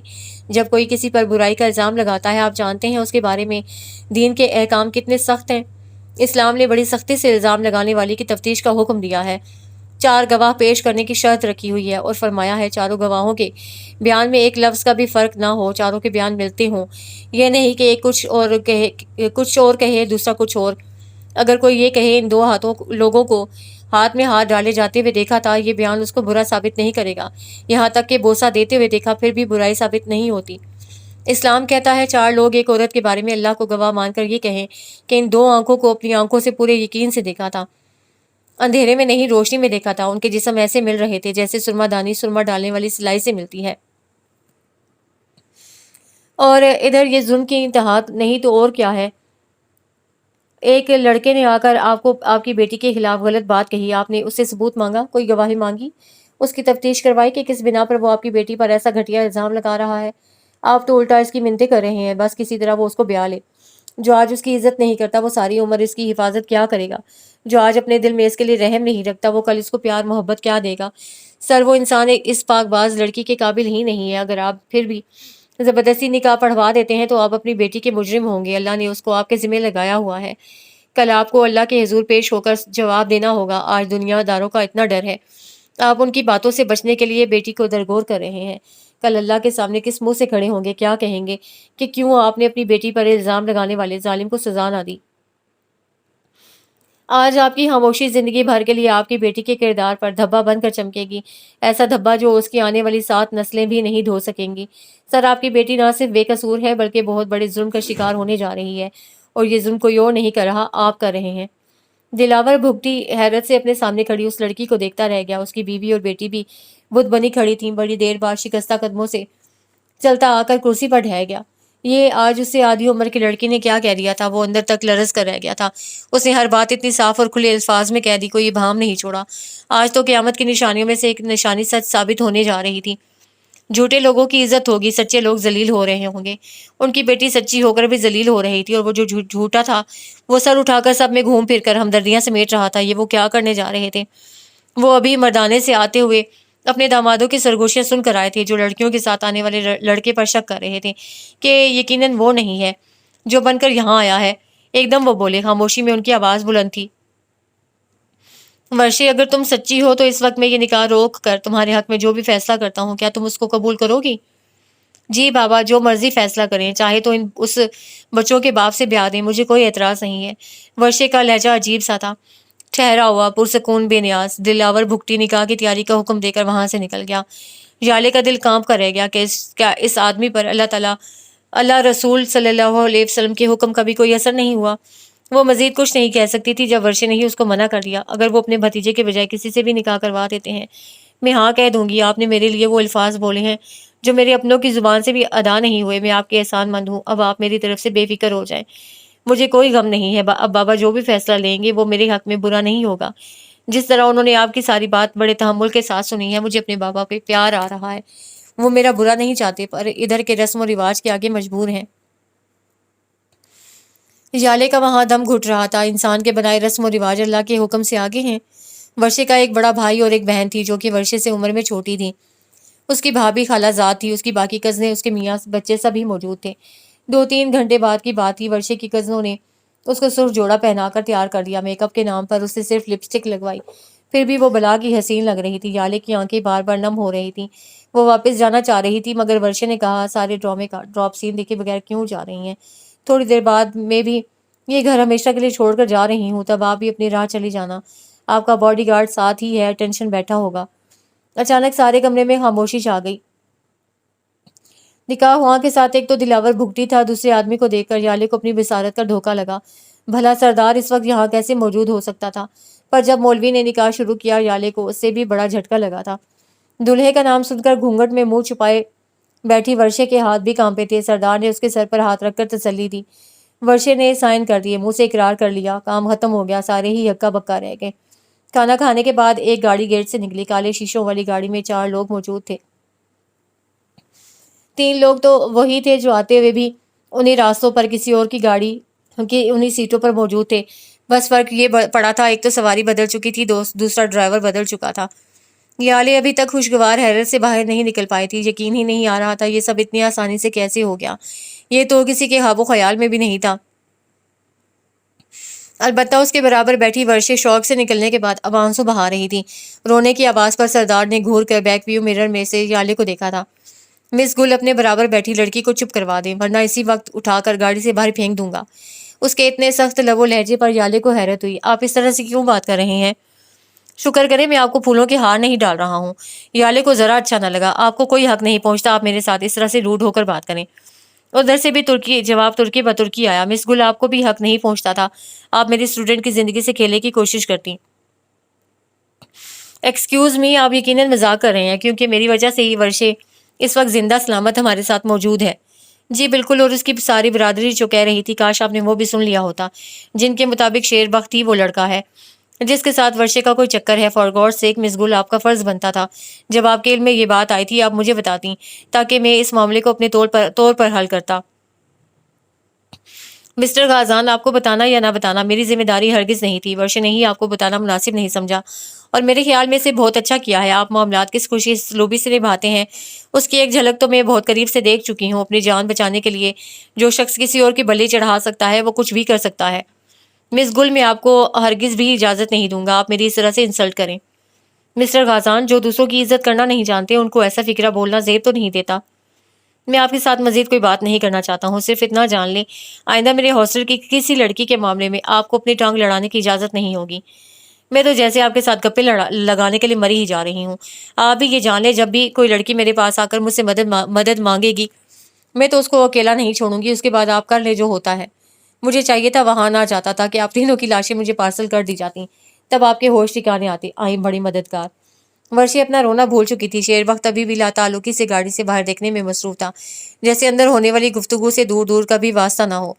ना ही आते तो अच्छा था। वैसे मैंने तो आपको कार्ड भेजकर नहीं बुलवाया था, फिर आप कैसे आ गए? इस गधे ने फोन किया था, अब ऐसे मासूम बनकर बैठा हुआ है। वो मासूम ही है, वर्षे की हिम्मत जवाब दे गई थी। अपनी सीट से खिसक कर अगली 2 सीटों के दरमियान आई और हाथ बढ़ाकर स्टेरियो ऑन करने के बाद ऊंची आवाज़ कर दी। उस्ताद अमानत अली खान की आवाज़ के आगे सबकी आवाज़ दब गई, जो कह रहे थे कि चिरागे तोड़ जलाओ, बड़ा अंधेरा है, ज़रा नकाब उठाओ, बड़ा अंधेरा है। मुझे खुद अपनी निगाहों पे एतबार नहीं, मेरे करीब ना हो, अब बड़ा अंधेरा है। वो जिनके होते हैं खुर्शीद आस्तीनों में, उन्हें कहीं से बुलाओ, बड़ा अंधेरा है। सरदार के फ़ोन पर होने वाली बेल ने अमानत अली मरहूम को खामोश कर दिया। अस्सलाम वालेकुम। जी हाँ, निकाह हो गया था, सब खैरियत ही रही है। हम लोग घर वापस आ रहे हैं, 1 घंटे तक पहुंच जाएंगे। अल्लाह हाफिज़। फ़ोन रखने के बाद सरदार ने अपने बराबर बैठे शेरवक्त को एक नज़र देखा, फिर उसके कंधे पर हाथ रखा। दुल्हे मियाँ, क्या सोच रहे हो? इधर तुम्हारी अम्मा को सब कुछ बता दिया गया है, वो अपनी बहू का इंतज़ार कर रही है। ना करो सरदार, आज तक मेरी माँ ने मेरा इंतज़ार नहीं किया। मुझे ये तो यकीन है दरवाजे में जूता लिए खड़ी होगी, देखते ही मेरा हशर करने वाली है। सरदार का कहका माहौल की टेंशन को थोड़ा चटका गया। नहीं, अब तुम बीवी वाले हो गए हो, कुछ इज्जत तो मिलनी ही है। अब तो अल्लाह ही खैर करें। शेरबख्त की बात पर एक दफ़ा फिर सरदार ने कहका मारा, साथ ही धीमे से इंशाल्लाह भी बोल दिया। वर्षे के बाप ने अपने भतीजे से बेटी का निकाह करने से इनकार कर दिया था। सारे मर्दाने में इस फैसले के खिलाफ शोर मच गया, क्योंकि आधी जायदाद साथ आने का लालच अब इस लड़के के पैर भी मजबूत कर गया था। सरदार के आने पर उसके मशवरे से दिलावर भुगटी ने अपनी बेटी का निकाह शेरबख्त से कर दिया। वर्षे का भाई और कज़न वगैरह कोई भी इस फैसले से राजी ना था, पर बाप ने अपनी खुशी से किया। सरदार ने सिर्फ उसे ये कहा था, शेरबख्त यही समझो सरदार, अपनी बेटी तुम्हारे निकाह में दे रहा है। जिस वक्त वो लोग गांव पहुंचे 12:30 का वक्त था, मगर सारे उनका इस्तकबाल करने के लिए शेरबख्त के घर पर मौजूद थे। गाड़ी गली में नहीं जाती थी। जैनी के साथ हॉस्टल की लड़कियां फूल लिए खड़ी थीं। जैसे ही वर्षे जाले के साथ घर में दाखिल हुई, हर तरफ से फूल बरसे। थोड़ा सा गौर करने पर इल्म हुआ, फूल गुलाब के ही नहीं बल्कि बहुत सारे इकसाम के फूल और पत्ते मिलाकर नई ही कोई किस्म ईजाद हुई थी। ساری لڑکیاں حیران تھیں، یہ ورشے کی اچانک شادی، اور وہ بھی کس کے ساتھ؟ کہاں اتنے امیر گھر کی لڑکی اور لڑکا کون سا ہے؟ بہت سی انکہی باتیں سب کی آنکھوں میں سوال بن کر چمک رہی تھیں، مگر دادی نے شیر بخت کی ماں کو اچھے سے سمجھا دیا تھا۔ وہ اتنی آسانی سے سمجھنے والوں میں سے نہیں تھی، پر اس وقت شیر بخت نے یہی شکر ادا کیا کہ وہ بغیر غصہ کیے ورشے کے استقبال کو کھڑی تھی۔ لڑکیوں نے اتنی رات ہونے کے باوجود تھوڑا گھڑا بجا کر خوشی کا اظہار کیا۔ چائے پانی کا انتظام کیا گیا تھا۔ سردار اور دادی کے کہنے پر جلدی سب لوگ صبح آنے کا وعدہ کر کے وہاں سے نکل آئے۔ سارا قافلہ ایک ٹولے کی شکل میں نکلا تھا۔ سب سے آگے زینی یالے کی باہوں میں باہیں ڈال کر چل رہی تھی۔ دادی کو ڈرائیور کے ساتھ گاڑی میں آگے بھیج دیا گیا تھا۔ لڑکیوں کے ساتھ باتوں لطیفوں کے باوجود یالے کی توجہ سب سے پیچھے دوسروں سے فاصلہ رکھ کر چلتے دو افراد کی جانب چلی گئی۔ سردار کے ساتھ ایک لڑکی باتیں کرتی ہوئی چل رہی تھی، کبھی اس کا کہکا گونجتا، کبھی سردار کا۔ یالے نے تیسری دفعہ گردن موڑ کر دیکھا، جو تو زینب نے تعارف کروانا مناسب سمجھا۔ اس کے ساتھ اس کی منگیتر ہے، جو میری پھوپھی کی بیٹی بھی ہے، اس کا نام سدرا ہے، پروفیسر ہے، اسلام آباد میں سرکاری یونیورسٹی میں پڑھاتی ہے، اور تم سے ملواؤں۔ یالے نے اس کا بازو کھینچ کر وہیں منع کر دیا۔ ارے اسے اس وقت ملنا ضروری نہیں ہے، کل شیر اور ورشے کا ولیمہ ہے، تب مل لوں گی۔ آج تو میں حد سے زیادہ تھکی ہوئی ہوں، اتنی ٹینشن رہی کل رات سے۔ ہاں ہاں، اوروں کی بڑی فکر ہے، اپنی دوست کی خبر تک نہیں لی۔ غضب خدا کا، میری کل بات پکی ہوئی، تمہیں کوئی خبر بھی ہے؟ مجھے مبارکباد تک نہیں دی، مر ہی جائے ایسی دوست۔ یالے نے اس کو اپنے ساتھ لگا لیا، ایک بازو اس کے کندھے میں ڈال کر چلنے لگی۔ میری پیاری سی زینو، تمہارے لیے تو جان بھی قربان ہے۔ بس کل یہی پروگرام تھا، پر صبح ادھر جانا پڑا، مگر میں تمہارے اور ایبک کے لیے اتنی خوش ہوں، بتا نہیں سکتی ہوں۔ تم دونوں کی جوڑی ایک دم شاندار ہے، میری دعائیں ہمیشہ تم لوگوں کے ساتھ رہیں گی۔ تھینک یو، پر ایسی سوکھی پھوکی سی مبارکباد مجھے نہیں چاہیے۔ تم مجھے میری شادی کی خوشی میں اچھا سا ڈنر کرواؤ گی۔ صدقے جاؤں، شادی تمہاری ہوگی اور ڈنر مجھے کروانا پڑے گا، پر مجھے منظور ہے، کروا دوں گی ڈنر، بلکہ اپنے ہاتھوں سے بنا کر تم دونوں کو انوائٹ کروں گی۔ ہاں، کتنا ہی اچھا ہو جو تمہارا کالیہ بھی آ جائے یا تمہیں لے جائے۔ یالے خاموش ہو گئی۔ زینب نے اس کا ہاتھ دبا کر متوجہ کیا۔ اچھا اداس تو نہ ہو، اللہ کرے تو شاید وہ آ ہی جائے۔ وہ کبھی نہیں آئے گا، کیونکہ زینی وہ مجھے پسند نہیں کرتا ہے۔ کیا یہ بات اسے خود تم سے کہی؟ نہیں، پر اس کے انداز سے تو ایسا ہی لگتا ہے۔ چھوڑو یہ باتیں، مجھے ہاجرہ نظر نہیں آئی، وہ کہاں ہے؟ جس وقت سردار کا فون آیا وہ سونے کو لیٹ گئی تھی، اس لیے نہ ہی اسے علم ہے نہ میری دونوں پھپھوں کو۔ تم تو ان لوگوں سے ملی بھی نہیں ہو۔ کل انشاءاللہ ملوں گی۔ چلو ٹھیک ہے، کل صبح میں بازار کا چکر لگا کر ورشے کے لیے کپڑے وغیرہ بھی لینے جاؤں گی۔ چلنا ہوا تو صبح 6 بجے گھر آ جانا، بلکہ ایسا کرو آج ادھر ہی سو جاؤ۔ نہیں زینی، تمہارے مہمان آئے ہوئے ہیں، اس طرح اچھا نہیں لگتا۔ کیا اچھا نہیں لگتا؟ تم تو اب ہماری فیملی ہی ہو۔ چلو شرافت سے میرے ساتھ اندر، اچھی سی کافی بنا کر پلاتی ہوں، ساری تھکن اتر جائے گی۔ کیا کافی سے روح کی تھکن بھی اتر جاتی ہے؟ آج تجربہ کر دیکھتے ہیں، اگر کافی سے نہ اتری تو لوڈو کی ایک گیم ٹرائی کریں گے، شاید اس سے فرق پڑ جائے۔ نہیں تو کالیہ کا نمبر ہی ملا کر دیکھ لیں گے، کیا پتا آج کال اٹھا لے۔ ہاں، جس کو الہام ہوگا نا کہ زینی کال کر رہی ہے تو کیوں نہیں اٹھائے گا۔ ہاں بھائی، اس کی اکلوتی سالی ہوں۔ دونوں ہنستے ہوئے گھر کے اندر آ گئیں۔ لڑکیاں بارڈن سمیت ہاسٹل کی جانب بڑھ گئیں، جبکہ سردار اپنی منگیتر کے ساتھ گپے لگاتا بھی بہت پیچھے تھا۔ کمرے میں فرنیچر کے نام پر صرف ایک پلنگ پڑا تھا، یا وہ اسٹول جس پر اس کی ساس اس کے لیے دودھ کا گلاس رکھ کر سونے چلی گئی تھی۔ بیڈ کے اوپر گہرے رنگوں کی صاف ستھری رلی پڑی تھی۔ ایک سرہانہ دھرا ہوا تھا، کنکریٹ کا سادہ سا فرش، سیمنٹ ہوئی بغیر روغن کی دیواریں۔ کمرے کے وسط میں دروازے کے عین اوپر چمکتا 60 واٹ کا بلب اس وقت روشن تھا۔ کمرے کے دروازے کا ایک پٹ کھلا جبکہ دوسرا بند تھا۔ باہر سے بھی اندھیرا ہی جھانک رہا تھا۔ تھوڑی دیر پہلے یہاں پر اتنا شور و رونق تھی، مگر اس وقت خاموشی کا راج تھا۔ کبھی کبھار برتن رکھنے اٹھانے کی آواز آ جاتی۔ پلنگ کی پوینتی پر وہ ایسے بیٹھی ہوئی تھی جیسے کسی بھی وقت اٹھ کر بھاگ جائے گی۔ اس کمرے میں تو کلاک بھی نہ تھا جسے وقت ہی دیکھ پاتی، مگر یہ پکا تھا کہ صبح کے 2-3 کا وقت ہے۔ پھر بھی ایک بات حیران کر رہی تھی۔ وہ اپنی جگہ سے اٹھ کر دروازے کے پاس آئی۔ دروازہ بند کرنے کی نیت سے پٹ تھاما ہی تھا جب نظر سامنے کوٹ گئی۔ دروازے سے تھوڑے فاصلے پر اوپر جانے والی سیڑھیوں پر شیر بخت بیٹھا ہوا تھا، وہ جو گھٹنوں میں سر دیے بیٹھا تھا۔ قدموں کی آواز پر دھیرے سے سر اٹھایا۔ دروازے سے سر نکال کر وہ لڑکی حیرت سے اس کو دیکھ رہی تھی۔ سرخ مہنگا میکسی ٹائپ جوڑا دوپٹہ اس نے گلے میں سامنے کو پھینک رکھا تھا۔ کھلے ہوئے بال کندھوں پر دونوں طرف آگے کو گرے تھے۔ سرخ لپسٹک اس وقت نام کو رہ گئی تھی۔ وہ لب بھینچے کتنی دیر اس کی آنکھوں میں دیکھتا چلا گیا۔ ورشے نے اس کی لال سرخ ہوتی نظروں کا مقابلہ کرنا چاہا، بھلا وہ کیوں ہار مانتی، وہ بھی شیر بخت سے؟ مگر اس پر شیر بخت کی آنکھوں میں جاگنے والی سنجیدگی نے ورشے کی ریڑھ کی ہڈی میں سرد لہر دوڑا دی۔ ڈر کر اس نے اپنی نظر پھیر لی، بلکہ 2-4 قدم کا فاصلہ مٹا کر باہر آ کر اس کے برابر سیڑھیوں پر بیٹھ گئی۔ شیر بخت کی نظریں اب بھی دروازے پر ہی ٹکی ہوئی تھیں۔ بڑی دیر تک دونوں کے درمیان خاموشی چھائی رہی۔ اگر تم مجھ سے کچھ کہنا یا پوچھنا چاہتے ہو کہہ سکتے ہو، میں تمہارے ہر سوال کا جواب دینے کو تیار ہوں۔ شیر بخت کی نظریں دروازے سے ہٹ کر سامنے فرش پر بیٹھ گئیں۔ کیا واقعی یہ شادی ہوئی ہے یا کوئی مذاق؟ ورشے نے نظر موڑ کر اسے دیکھا. میری طرف سے شادی ہی ہوئی ہے. اپنا حال صرف تم خود ہی بہتر بتا سکتے ہو. میری تو بات ہی نہ کرو. تم میری اوقات سے باہر کی بات ہو. تھی اب نہیں ہوں. اب میں تمہارے علاوہ اس دنیا کے ہر مرد کی اوقات سے باہر ہوں. دل اتنی جلدی تو نہیں بدلتا. تمہاری باتوں سے ایسا کیوں لگ رہا ہے جیسے تم اس رشتے سے خوش ہو؟ وہ دھیمے سے مسکرائی. اسی وقت شیربخت نے اسے دیکھا تھا. دل اس کو یوں لگا جیسے اس کا دل اور گھر اس لڑکی کے چہرے کی روشنی سے بھر گیا ہو. میں نے اپنے بابا سے وعدہ کیا تھا. وہ جو بھی میرے حق میں فیصلہ کرتے مجھے قبول تھا. البتہ تم تو میرے خواب و خیال میں بھی نہ تھے. اس کو نصیب کہتے ہیں یا پھر اس کو زندگی کہتے ہیں جس میں اپنے آنے والے کل کی آپ کو کوئی خبر نہیں ہے. پر ورشے تم سوچ لو, میں ایک ناکام انسان ہوں. میرا باپ مجھے اپنی اولاد تک نہیں مانتا. جیب میں میرے پھوٹی کوڑی نہیں ہے. جتنے کا تم جو ایک جوڑا پہنتی ہو اتنے میں میرا مہینے کا خرچ چلتا ہے. پہننے اوڑھنے کا مجھے کوئی ہنر نہیں ہے. تعلیم میری واجبی بھی نہیں ہے. نوکری جو میں کر رہا ہوں وہ تمہارے خاندان کے مقابلے میں تمہاری نوکروں سے بھی گئی گزری ہے.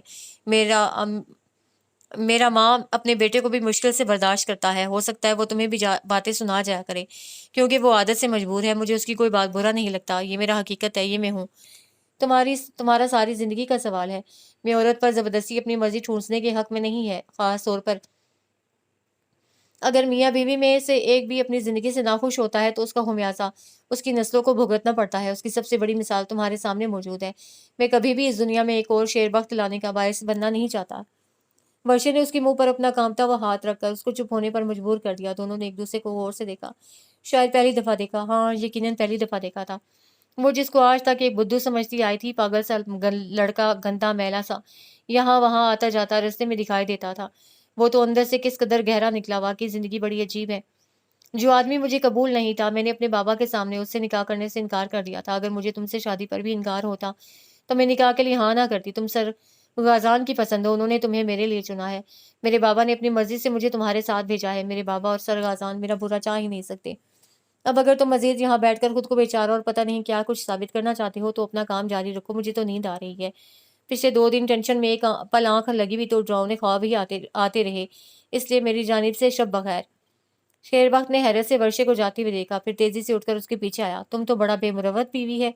ایک دفعہ جھوٹے منہ نہیں کہا کہ ٹھنڈ میں کیوں بیٹھے ہو, اندر چلو. ورشے کے چہرے پر مسکراہٹ دوڑ گئی. یالے زینب کے ساتھ گھر میں داخل ہوئی تو اندرونی بیٹھک سے باتوں کی آوازیں آ رہی تھیں. وہ لوگ بھی سیدھی ادھر کو ہی آ گئیں. دروازے کے بالکل سامنے حاجرہ کو بیٹھا دیکھ کر یالے نے چھوٹتے ہی کہا, زینی تو کہہ رہی تھی تم سو رہی ہو. ہاں, اس کو جب کہیں گھومنے کے لیے نکلنا ہوتا ہے یہ مجھے سلا کر ہی جاتی ہے. بکو مت, خود ہی تو فرمایا تھا میں بڑی تھکی ہوئی ہوں, آرام کروں گی. آرام کرنے کو کہا تھا. اب میں نے یہ تو نہیں کہا کہ اچانک سے کوئی دلہن آ جائے تو میں دیکھنے بھی نہیں جا سکتی. دلہن ہو بھی میری جگری یار ورشے. وہ لوگ تو اپنی باتوں میں مصروف ہو گئی تھی جب کمرے میں اٹھنے والی چوتھی آواز نے متوجہ کیا. اچھا, اب صبح خیر کا دن چڑھے تو دیکھا نا دلہن کو, میں بھی تمہارے ساتھ چلوں گی. پر ابھی بتاؤ یہ لڑکی کون ہے؟ یالے جو حاجرہ کے بستر میں گھس رہی تھی مڑی. تیسری چارپائی پر موجود ایک خاتون اس کو نرم نظروں سے دیکھ رہی تھی. گرم سوٹ کے اوپر پیور کی گرم شال اوڑھے نیم دراز تھی. او پھپھو, آپ بھی جاگ رہی ہیں؟ آپ کو بتایا تو تھا ہماری نئی ڈاکٹر کا. یہ وہی ہے یالے. اور یالے یہ میری چھوٹی پھپھو ہیں. یالے نے تھوڑا سا خم کر کے ان کو سلام کیا. وعلیکم السلام. ادھر آؤ بچے, باہر ٹھنڈ سے آ رہی ہو, ادھر آ جاؤ, میرے بستر میں گرم بھی ہے. ان کی اتنی پرخلوص دعوت پر وہ نہ نہیں کر سکی. پھر بھی پوچھ لیا, آپ میری وجہ سے بے آرام ہوں گی, میں ادھر زینی یا حاجرہ کے ساتھ جگہ ڈھونڈ لیتی ہوں. ارے نہیں بچے, بے آرامی کسی میں تو کیسی, میں تو سارا دن تمہارا انتظار کرتی رہی. زینی نے بتایا کہیں گئی ہوئی ہو. اب تم سے ملاقات ہو گئی ہے, ورنہ کل میں نے خود تمہاری طرف جانا تھا. مجھے تو مانو اتنی خوشی ہوئی جب علم ہوا ادھر گاؤں والوں کو اپنی ڈاکٹر مل گئی ہے. کہاں یہ لوگ اتنی دور عورتوں کو لے کر جایا کرتے تھے, خاص کر زچہ بچہ کا تو بڑا فائدہ ہوا. تم اب ادھر سے نوکری چھوڑنا مت. یالے مسکراتی ہوئی آ کر ان کے ساتھ لیٹ گئی. وہ جھجک رہی تھی پر انہوں نے اس پر اچھے سے کور دیا. ڈاکٹر بننے کا خود کو شوق تھا؟ نہیں, جب میں چھوٹی تھی تو میری امی مجھے ڈاکٹر بولا کرتی تھی کیونکہ میں ان کو ٹیکا لگایا کرتی تھی, نکلی والا. پھپھو دھیرے سے ہنسی. اب تو امی بڑی خوش ہوتی ہوں گی, بیٹی اصل میں ڈاکٹر بن گئی ہے. یالے کے چہرے پر اداسی چھا گئی. پھپھو, میرے امی ابو کی وفات میرے بچپن میں ہی ہو گئی تھی. یالے کو ان کے چہرے پر اپنے جذبات ہی لکھے ملے. ہائے یہ ظالم موت کیسے کیسے چہرے کھا گئی. یالے کو ان کی آنکھوں میں نمی تیرتی محسوس ہوئی. اس نے موضوع بدل دیا. آپ کا تعلق کہاں سے ہے؟ میں ڈسکا ہوتی ہوں, سیالکوٹ کے پاس. ہاں میں جانتی ہوں, ایک دفعہ ہمارے اسکول کا ٹرپ گیا تھا ڈسکا اور سیالکوٹ کے درمیان میں فٹ بال بنانے والی ایک فیکٹری میں. ہاں, اس طرف ایسی بہت ساری فیکٹریاں ہیں. تمہارا شوہر کیا کرتا ہے؟ جالے کی زبان لڑکھڑا گئی۔ زینب فوراً مدد کو آئی۔ پھپھو بتایا تو تھا ان کے میاں باہر ہوتے ہیں۔ ہاں کیسا مرد ہے، اتنی پیاری ڈاکٹر بیوی کو چھوڑ کر باہر بیٹھا ہوا ہے، کاش یہ مجھے پہلے مل جاتی، اور کاش میرا اگر کوئی بیٹا ہوتا تب میں تمہیں اس کے لیے تمہارے وارثوں سے مانگ لیتی۔ کس کا بیٹا نہیں ہے؟ اندر داخل ہوتے سردار نے براہ راست اپنی پھوپھی سے سوال کیا۔ میرا؟ تو میں کس کا بیٹا ہوں؟ تم میرے ہی بیٹے ہو، تو پھر ایسا کیوں کہا کہ کاش میرا کوئی بیٹا ہوتا؟ توبہ ہے، تم تو نہ بس زبان ہی پکڑ لیتے ہو۔ میں تو بس جالے کو کہہ رہی تھی کاش میرا کوئی بیٹا ہوتا تو میں اس کے لیے اس کو مانگ لیتی۔ پھوپھی یہ خاتون شادی شدہ ہیں؟ ہاں مجھے علم ہے، تم ابھی تک گھوم کیوں رہے ہو؟ کیا سونا نہیں ہے؟ ہاجرہ اور زینی جانتی تھی کسی نہ کسی کام سے اٹھانے کے لیے ہی آیا ہے۔ دونوں نے بستر میں منہ دے کر آنکھیں موند لیں، جبکہ یالی اپنا دوپٹہ ٹھیک کرتی اٹھ کر بیٹھ گئی تھی۔ اب سونے کا وقت نہیں ہے، سدرا نے واپس جانا ہے۔ صبح 6 بجے اس کی اسلام آباد کی فلائٹ ہے، ابھی اس کو لے کر ایئرپورٹ کے لیے نکلنا ہے۔ اتنی رات کو جاؤ گے؟ اپنا بھی کچھ کبھی خیال کر لیا کرو، ادھر سے آتے ہو ادھر نکل جاتے ہو۔ سدرا 10-11 بجے کی کوئی فلائٹ ڈھونڈ لیتی، اب رات کے 3 بجے جانا مجھے بالکل اچھا نہیں لگ رہا۔ اس کو بولو یہ فلائٹ کینسل کروا کر دن کے وقت کی کروا لے۔ وہ دیوار کی جانب لگے صوفے پر ٹانگ رکھ کر بیٹھ گیا۔ گرم چادر اچھی طرح لپیٹی ہوئی تھی۔ آپ کا نا اتنا چڑی دل جتنا دل ہے، میں اکیلا تھوڑی ہوں گا، سدرا میرے ساتھ ہوگی۔ واہ، سدرا کا نام تو ایسے لے رہے ہو جیسے وہ کمانڈو بچی جیمز بانڈ کی جانشین ہے، مکڑی دیکھ کر تو اس کی چیخیں نکل جاتی ہیں۔ جی یہ جواب زینی کی طرف سے آیا تھا۔ لڑکیوں کو ایسا ہی نازک ہونا چاہیے، یہ نہیں تم اور تمہاری دوست کی طرح ہو، ایک مکے مار مار کر اگلے کو ہلاک کرنے والی، دوسری تانے مار مار کر زخمی کرنے والی۔ کس دوست کی بات کر رہے ہو؟ زینب کے سوال پر سردار کے چہرے پر بڑی شرارتی مسکراہٹ ابھری تھی۔ وہی جو میری بہن نہیں ہے۔ کمرے میں ہاجرہ اور زینب کے کہکے گونجے۔ تبھی سدرا ایک ٹرے میں 4-5 کپ لے کر اندر آئی، ساتھ میں ایک پلیٹ میں چاکلیٹ کیک رکھا تھا۔ بڑے کہکے مارے جا رہے ہیں، سدرا کے کہنے پر ہاجرہ بولی۔ سدرا آپ ہی میرے بھائی پر نظر رکھا کریں، آج کل ان کو بڑے مذاق سوچتے ہیں۔ اس آدمی کی بات کر رہی ہو؟ یہ دنیا کا بدذوق انسان ہے۔ یہ بتاؤ کون کون کافی کے موڈ میں ہے؟ ہاجرہ نے کافی پکڑ لی، جبکہ زینی نے نعرہ لگایا، مجھے اور پھپھو کو بس کیک دے دیں، کیونکہ ہمیں کافی پینے کے بعد نیند نہیں آتی۔ البتہ یالے کو میں کافی پلانے کے وعدے پر لے کر آئی تھی، اس کو 2 کپ دیں۔ ہاں تاکہ یہ خود تو خواب خرگوش کے مزے لوٹے اور میں جا کر ہیر گاتی رہوں۔ ڈاکٹر یالے، آخر آپ سے ملاقات ہو ہی گئی۔ سدرا نے ٹرے میز پر رکھنے کے بعد یالے کی طرف ہاتھ بڑھایا۔ یالے نے خوش دلی سے ہاتھ تھام لیا۔ سدرا آپ سے مل کر خوشی ہوئی ہے، آپ کے بارے میں زینی نے بتایا تھا۔ اچھا، پھر تو یقیناً کچھ الٹا ہی بتایا ہوگا۔ سدرا نے اس کا کپ بڑھایا جسے یالے تھامتے ہوئے بولی، نہیں برا تو کچھ نہیں کہا، صرف یہی بتایا کہ آپ کی شادی سردار سے ہونی ہے، میرا مطلب ہے آپ کی منگنی کے بارے میں بتایا تھا۔ یالے سدرا کے رد عمل پر پریشان سی ہو گئی، جس نے اپنے ماتھے پر ہاتھ مار کر شکایتی انداز میں اپنی خالہ کو مخاطب کیا۔ سن رہی ہیں؟ اب اس زینی کی بچی نے کسی دن میرے ہاتھوں ضائع ہو جانا ہے۔ امی کے کان میں بات جانے کی دیر ہے، وہ شروع ہو جائیں گی، شادی کر لو کی شادی گردان کو۔ ہاں تو تم لوگوں نے بھی تو ہادی کی ہوئی ہے، شادی کی یہی ایک عمر ہے، پھر کیا بڈھے ہو کر کرنی ہے؟ اور شادی سے یاد آیا، اب ان کا مخاطب سردار تھا۔ تم جانتے ہو نا اتنی دور کا سفر کر کے میں روز روز تو یہاں آ نہیں سکتی ہوں، ادھر تمہارے انکل کا گزارا نہیں ہوتا، ابھی 6 ماہ بعد آئی ہوں، 2 دن نہیں ہوئے اور پیچھے سے فون پر فون آ رہے ہیں، تو میں نے یہ کہنا تھا بہانے سے سب جمع ہے، زینی کا بھی کر کے کام ختم کرو، رشتہ کر دیا ہے، خیر سے شادی بھی تو ایک دن کرنی ہی ہے، تو میری خوشی پر ابھی کر دو، بچے اپنی زندگی اکٹھے خوشی گزاریں، ایبک بیچارہ بھی اکیلا ہوتا ہے، اس کے گھر بھی کوئی کھانا بنانے والی ہو۔ سردار کی بجائے جواب زینی کی جانب سے آیا، میری بھولی پھوپھی وہ کوئی بیچارہ و غیر نہیں ہے، خود کھانا بنانا جانتا ہے، میں اس کی باورچی ہرگز نہیں ہوں۔ باورچی نہیں، بیوی تو بننے جا رہی ہونا، اور بیوی باورچن دھوبن استانی نرس سب کچھ ہوتی ہے۔ آپ مجھے ڈرا رہی ہیں، ایسا نہ ہو میں انکار ہی کر دوں۔ آپ کی دفعہ سردار بولا تھا، پھپھو اگر آپ کی یہی خوشی ہے تو میں کل ورشے لوگوں کے ولیمے پر ہی اس کا نکاح رکھ دیتا ہوں، اس کی سسرال تو ایک فون کال کی منتظر بیٹھی ہے، دن چڑھنے سے پہلے وہ لوگ ادھر ہوں گے۔ میں تو کہوں گی یہ بہت اچھا کام ہوگا، باقی تم آپا اور دادی سے پوچھ لینا ان کی کیا رائے ہے۔ جیسے کہ میری شادی کی بات ہو رہی ہے، اس لیے میں یہ کہنا چاہتی ہوں میری سسرال کو دن چڑھنے سے پہلے یہاں آنے کا نوٹس دے کر ان کے طوطے نہ اڑائے جائیں۔ کسی نے نہانا دھونا ہوتا ہے، کپڑے وغیرہ استری کرنے والے ہوتے ہیں، اس لیے کہا جائے کہ دن کے 11-12 بجے تک آرام سکون سے آ جائیں۔ سب کی ہنسی بڑی بے ساختہ تھی، جالے کو اچھو لگتے لگتے بچا، چلو سدرا جی آپ کی فلائٹ کینسل، البتہ تم لوگ ارجنٹ شاپنگ کے لیے تیار ہو جاؤ، نعمان کو فون کر دیتا ہوں، وہ تم لوگوں کو جہاں سے چاہو گی شاپنگ کروا دے گا، ادھر سے دن کے وقت ڈرائیور لے جائے گا۔ اور پھپھو پھر پرسوں کا دن پکا ہے، میں تو اب آرام کرتا ہوں، صبح انتظامات وغیرہ دیکھ لوں گا، اماں اور نوشی پھپھو کو بھی بتا دیجیے گا۔ اتنی نجی گفتگو یالے بس خوشی سے اپنا کافی کا کپ ختم کرنے میں مصروف رہی۔ سردار کمرے سے چلا گیا۔ सिदरा चूंकि जैनी के कमरे में रुकी हुई थी, वो भी सोने के लिए चली गई। अब फिर वो चारों रह गई। पुप्पो, वैसे इतनी इमरजेंसी नाफिज करने की क्या जरूरत है? शादी अगले साल तक कर देते। जैनी के कहने पर पुप्पो ने उसकी पेशानी चूम ली। तुम्हारी शादी जब तक ना कर ली, वो खुद अपने लिए कभी संजीदा नहीं होगा। और बेटे, जाना तो एक दिन अपने ही घर है, 1 साल पहले क्या तो बाद में क्या। अच्छा है, जाकर सेट हो जाओ। मियाँ तुम्हें इतना सुलझा हुआ मिल रहा है। पुप्पो, वो बेचारा तो इससे डरता है। हाजरा की बात पर वो हंसने लगी। शादी से पहले ही मर्द ऐसे ड्रामे दिखाते हैं। जब लड़की बीवी बन जाती है तो वो शोहर बनकर आंखें दिखाता है। ऐबक ने अगर ऐसे रंग बदला तो मैं इसकी इस चाइना मेड की पसलियां तोड़ दूंगी। जबरदस्त कहका पड़ा। अपना कप मेज पर रखते हुए याले ने पूछा, पुप्पो, क्या आपके बच्चों की शादियां हो गई हैं? बेटा, मेरे बच्चे यही हैं, गाजान और जैनी। असल में मैं 5 माह की प्रेग्नेंट थी जब हमारी फैमिली में वफात हुई थी।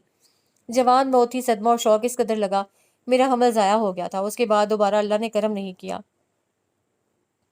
ओह पुप्पो, यकीन मानिए मुझे आपके दुख का अंदाज़ा भी होता तो ये सवाल करती ही नहीं। अरे बच्चे, ऐसी कोई बात नहीं है, तुम तो खुद दुखी हो। खवातीन, बराए मेहरबानी यहाँ बरसात से गुरेज किया जाए। पुप्पो को तो बस बहाना चाहिए।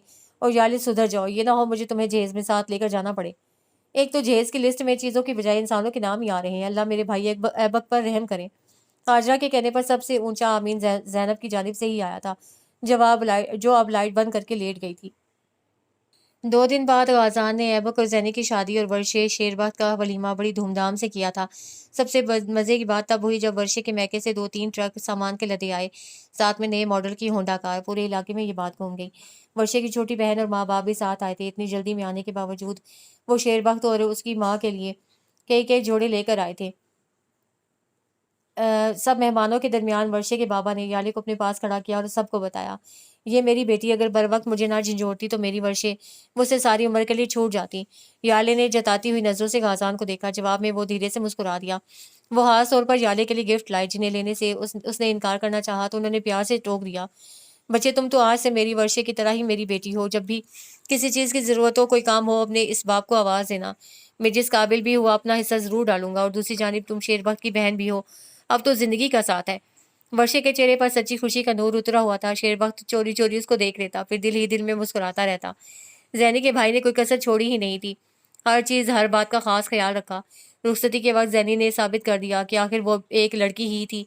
खुद भी रोती रही, अपने साथ सब को रुलाया भी खूब। शादी वाले दिन ही दोनों शाम की फ्लाइट से चीन चले गए थे। अगला 1 हफ्ता उन्होंने ऐबक की माँ के साथ गुजारना था, जिससे खास बुलावा देकर दोनों को अपने पास बुलाया था। वर्षे और शेरबख्त की शादी जिंदगी जैसी थी वहीं से दोबारा स्टार्ट हो गई। वो सुबह वर्षे को साथ लेकर घर से निकलता, उसको उसके कॉलेज छोड़ता, खुद याले के साथ क्लिनिक जाता। वापसी पर याले को हॉस्टल छोड़कर वर्षे के साथ घर आ जाता। परिजात को बेटे की शादी के इतने फायदे मिले थे कि उनके बदले में वो इन दोनों को 2 वक्त खाना बना देती थी। बाकी बाकी के सारे काम दोनों ने आपस में बांट लिए थे। सुबह का नाश्ता वर्षे बनाती, बर्तन शेरबख्त धोता, कपड़े भी अपने वो खुद ही इस्त्री कर लेता। ससुराल की जानिब से इतना कुछ मिलने के बाद भी शेरबख्त की तबीयत में रत्ती भर फर्क ना आया। जैसा सादा मिजाज वो था, 2 हफ्ते गुजरने के बाद भी वैसा ही था। उसकी इस बात ने वर्षे को अपना गर्विदा बना लिया था। जब वो बड़े मजे से चेहरे पर उलझन और थकावट लिए रियाजी की किताब लेकर वर्षे के पास बैठकर कहता, तुम समझा दो ना, मेरे तो कुछ पल्ले नहीं पड़ रहा। वर्षे को उसकी शक्ल देखकर ही गुदगुदी होने लगती। मुसलसल होने वाली बारिशों का नतीजा सामने बहुत बड़े सैलाब की शक्ल में आया था। कई गांव डूब गए थे, मगर ये इलाका चूंकि ऊंचाई पर होने की वजह से बचा हुआ था। अब यहाँ से मुतासरा लोगों के लिए मदद भेजी जा रही थी। कुछ लोग अपने तौर पर कर रहे थे, कुछ फौज के जरिए अपना सामान वगैरह भेज रहे थे। याले माली इमदाद तो इतनी ना कर पाई, पर आर्मी कॉन्वाय के साथ खुद ही आ गई। उनकी डॉक्टरों की टीम के साथ काम करते उसको पूरा हफ्ता गुजर गया था। यहाँ फ़ोन वगैरह की सहूलत कोई नहीं थी। जो एक मोबाइल उसके पास मौजूद था, उसकी वैसे ही बैटरी ख़त्म थी, इसलिए आजकल उसका किसी के साथ कोई राब्ता नहीं था। सारा दिन मुतासरीन के मुख्तलिफ कैंपों में ड्यूटी देते गुजरता। बड़े तो जैसे तैसे गुजारा कर ही रहे थे, मगर ज़्यादा बुरा हाल बच्चों का था। एक तो बीमारियां, ऊपर से खुराक की कमी, माहौल की हब्स, सब पहलू मिलकर मुश्किलात पैदा कर रहे थे। पाक फौज हमेशा की तरह अपनी खिदमत एहसन तरीके से पेश कर रही थी। कई ऐसे इलाके जहाँ सड़कें बह जाने की वजह ज़मीनी राब्ता मुनक़ता हो चुका था, वहाँ हेलीकॉप्टर्स के जरिए खुराक फेंकी जा रही थी। लैंडिंग की जगह न होने की वजह से याले और 2 डॉक्टर आज ही इधर हेलीकॉप्टर के जरिए उतारे गए थे। सुबह 7 बजे वो लोग आए थे, अब शाम के 5 हो रहे थे। तमाम इमरजेंसी मदद देने के बाद इन तीनों को अब थोड़ा फ्री वक्त मिला था। गांव वालों ने उनके लिए दाल चावल तैयार किए थे। हाथ धोकर वो लोग खाने को बैठे। याले के साथ एक आदमी जबकि एक खातून डॉक्टर ही थी। तीनों ने अपने भारी बैग खुद उठाए थे, जिनमें پروٹین بار، ایمرجنسی کے لیے کپڑوں کا ایک ایک جوڑا اور ڈھیر ساری دعائیں۔ زیادہ لوگوں کو ڈائریا کا مسئلہ ہو رہا تھا کہ یہ کو چوٹیں آئی تھیں، ان کی ڈریسنگ کرتے، ٹیٹنس کے ٹیکے لگاتے، اسی طرح وہ ایک جگہ سے دوسری جگہ منتقل کر دیے جاتے۔ یالے نے پچھلے 2 دن سے جینز اور کرتا پہن رکھا تھا، سر پر اسکارف کے اوپر کیپ ڈال رکھی تھی۔ جینز کا فائدہ یہ تھا یہاں اتنا وقت اور انتظام نہیں تھا جہاں آپ صبح شام نہا دھو کر لباس تبدیل کرتے پھریں۔ اس صورت میں جینز اتنی گندی نظر نہیں آتی تھی۔ اس نے پیٹ بھر کر دال چاول کھائے، چائے کا کپ دیا گیا جسے پکڑ کر وہ ایک منڈیر پر آ بیٹھی جہاں سے ارد گرد کا سارا علاقہ پانی میں ڈوبا نظر آ رہا تھا۔ کئی گھروں میں پانی آ جانے کی وجہ سے گاؤں والوں نے سرکاری اسکول کی عمارت میں پناہ لی ہوئی تھی، وہیں اکٹھا کھانا پکتا، سب کھا لیتے۔ ڈاکٹروں کی ٹیم بھی وہیں رکی ہوئی تھی۔ یہاں یوں اکیلے بیٹھ کر یالے پر ایک دم اپنے اندر ڈھیر سی اداسی اترتی محسوس ہوئی۔ کچھ اثر شاید ڈوبتے ہوئے سورج کے منظر کا تھا، مگر اپنی ساری زندگی ایک مذاق ہی معلوم ہو رہی تھی۔ کہاں سے چل کر کہاں پہنچی تھی، اب نہ جانے، اور کہاں جانا تھا۔ کالیا کی جانب سے مسلسل خاموشی نے اس کو اندر سے کھوکھلا کر دیا تھا، کیونکہ وہ لاشعوری طور پر ہر وقت اس کی منتظر رہتی، آتے جاتے راستوں میں کھوج سے ارد گرد دیکھتی، شاید وہ کہیں اس کو بیٹھ کر اس کو دیکھ رہا ہو۔ آج کل یہ سوچ بھی دماغ میں گھر بنا رہی تھی، کیا اس کو کالیا سے طلاق لے کر آگے بڑھ جانا چاہیے؟ کبھی یہ احساس شدت سے ہوتا کہ خود کو شادی شدہ بتا کر بڑی غلطی کی ہے، کیونکہ اب اگر طلاق بھی لی وہ بھی ایک بڑی خبر بن کر پھیلے گی، جتنے منہ ہوں گے اتنی باتیں نکلیں گی۔ اپنا نام پکارے جانے پر اس نے مڑ کر دیکھا، سامنے ایک انجان شکل و صورت کا نوجوان کھڑا تھا۔ کیا آپ ہی ڈاکٹر یالے ہیں؟ وہ حیرت کے زیر اثر اپنی جگہ سے اٹھی۔ جی میں ہی ہوں، کیا کوئی ایمرجنسی ہے؟ پہلا خیال یہی آیا دوسرے ڈاکٹروں نے بلایا ہوگا، پر وہ دونوں ابھی تک کھانے پینے میں مصروف نظر آئے۔ میم میرا نام کاشف ہے، میں کالیا کا بندہ ہوں، مجھے خوشی محمد صاحب نے یہاں آپ کو لینے کے لیے بھیجا ہے۔ وہ آنکھیں پاڑ کر اس کو ایسے دیکھے گئی جیسے اسے کسی فورن زبان میں کچھ کہا ہو جو اس کی سمجھ سے باہر ہے۔ کاشف کو دوبارہ بولنا پڑا، میم پلیز ہمارے پاس اتنا وقت نہیں ہے، سورج ڈوبنے سے پہلے ہمیں یہاں سے نکلنا ہے۔ بڑی مشکل سے سانس کھینچی اور خشک لبوں پر زبان پھیرتے ہوئے پوچھا، کیا کالیا کو کچھ ہوا ہے؟ میں معذرت کے ساتھ کہتا ہوں ابھی میں آپ کو کچھ نہیں بتا سکتا، آپ کو میرے ساتھ چلنا ہوگا۔ تم نے مجھے کیسے ڈھونڈا ہے؟ تمہیں کس نے بتایا کہ میں یہاں ہوں؟ آپ کے پاس ایک فون ہے، اسی سے آپ کی موجودہ لوکیشن ٹریس کی گئی ہے۔ میرا فون تو بند ہے اور بند فون کا جی پی ایس ٹریس نہیں ہوتا۔ جی بالکل درست کہہ رہی ہیں، فرق یہ ہے کہ ہم نے آپ کے فون کے جی پی ایس میں نہیں بلکہ آپ کے فون سے اٹیچ جی پی ایس ڈیوائس سے آپ کو پکڑا ہے۔ کیا ہم یہاں سے نکل سکتے ہیں؟ باقی آپ کے جو بھی سوال ہوں گے میں راستے میں ان کا جواب دے دوں گا۔ مجھے اپنے کولیگس کو بتانا پڑے گا، وہ میں بتا چکا ہوں۔ اب یالے کے پاس بظاہر کوئی جواز نہ بچا تھا، اس لیے اس کے ساتھ چل پڑی۔ اسکول کی عمارت سے نکلتے ہی تھوڑی دور کھیتوں میں ایک آدمی ربر بوٹ لیے موجود تھا، وہ لوگ اس پر سوار ہوئے تو وہ ہوا سے باتیں کرتی ایک جانب کو چل پڑی۔ دور سے یالے کو ایسا ہی لگا جیسے پانی کے اوپر چھوٹا سا جہاز کھڑا ہو، مگر جوں جوں وہ لوگ قریب آئے تو کھلا وہ جہاز پانی کے اوپر نہیں بلکہ پانی کے اندر سے 1 کلومیٹر لمبا سڑک کا ٹکڑا سر اٹھائے باہر نکلا ہوا تھا، اور وہ جہاز اسی سڑک پر اتارا گیا ہوا تھا۔ بوٹ سے اتر کر وہ کاشف کی ہمراہی میں اسی جہاز میں سوار ہوئی جس میں پائلٹ کے بعد صرف 4 لوگوں کی جگہ نکلتی تھی۔ یالے کے ہاتھ پیر بے جان میں ہوتے محسوس ہو رہے تھے، آنے والے لمحات کی دہشت سے اس کی ٹانگیں کانپ رہی تھیں۔ کیا جو ایک نام کا حوالہ تھا وہ بھی ختم ہوا؟ وہ لوگوں کو مارتا ہے، یہ اس کا کام ہے، تو کیا ایک گولی اس کے نام کی بھی تھی؟ کیا وہ اپنے انجام کو پا گیا؟ مجھے کس لیے بلایا گیا ہے؟ تاکہ آ کر اس کی جھنڈے میں لپٹی لاش لے سکوں، یا پھر بے نام انسان کی لاش ہوگی جس کو خاموشی سے بغیر توپوں کی سلامی دیے دفنایا جائے گا؟ کالیا میں تو یہ بھی نہیں جانتی ہوں تم کوئی گنڈے موالی ہو یا رکھوالے۔ کیا میں ایک ایسے شخص کی بیوہ بننے جا رہی ہوں جس کی میں بیوی نہیں بن سکی؟ کاشف کی آواز نے اس کو سوچ کے ببل سے باہر نکالا۔ 2 دن پہلے یہ لوگ ایک مشن پر گئے تھے، ایک بڑے نامور بزنس میں مین کے جوان بیٹے کی موت جعلی ٹیکہ لگنے کی وجہ سے ہوئی تھی۔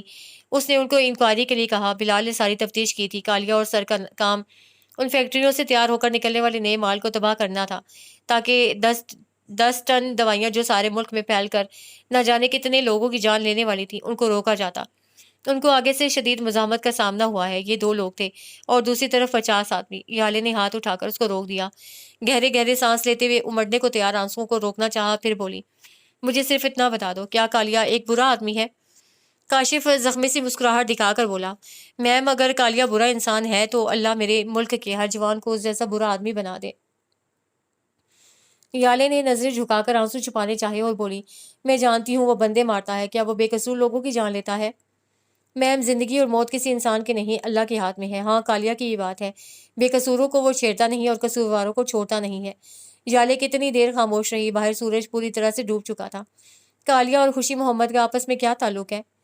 میرا ساتھ ان لوگوں سے کچھ زیادہ پرانا تو نہیں ہے، پر پچھلے 3 ماہ سے جو میں نے دیکھا ہے، کسی وقت میں ان دونوں کو دیکھ کر ایسا لگتا ہے کہ یہ دونوں باپ بیٹا ہیں۔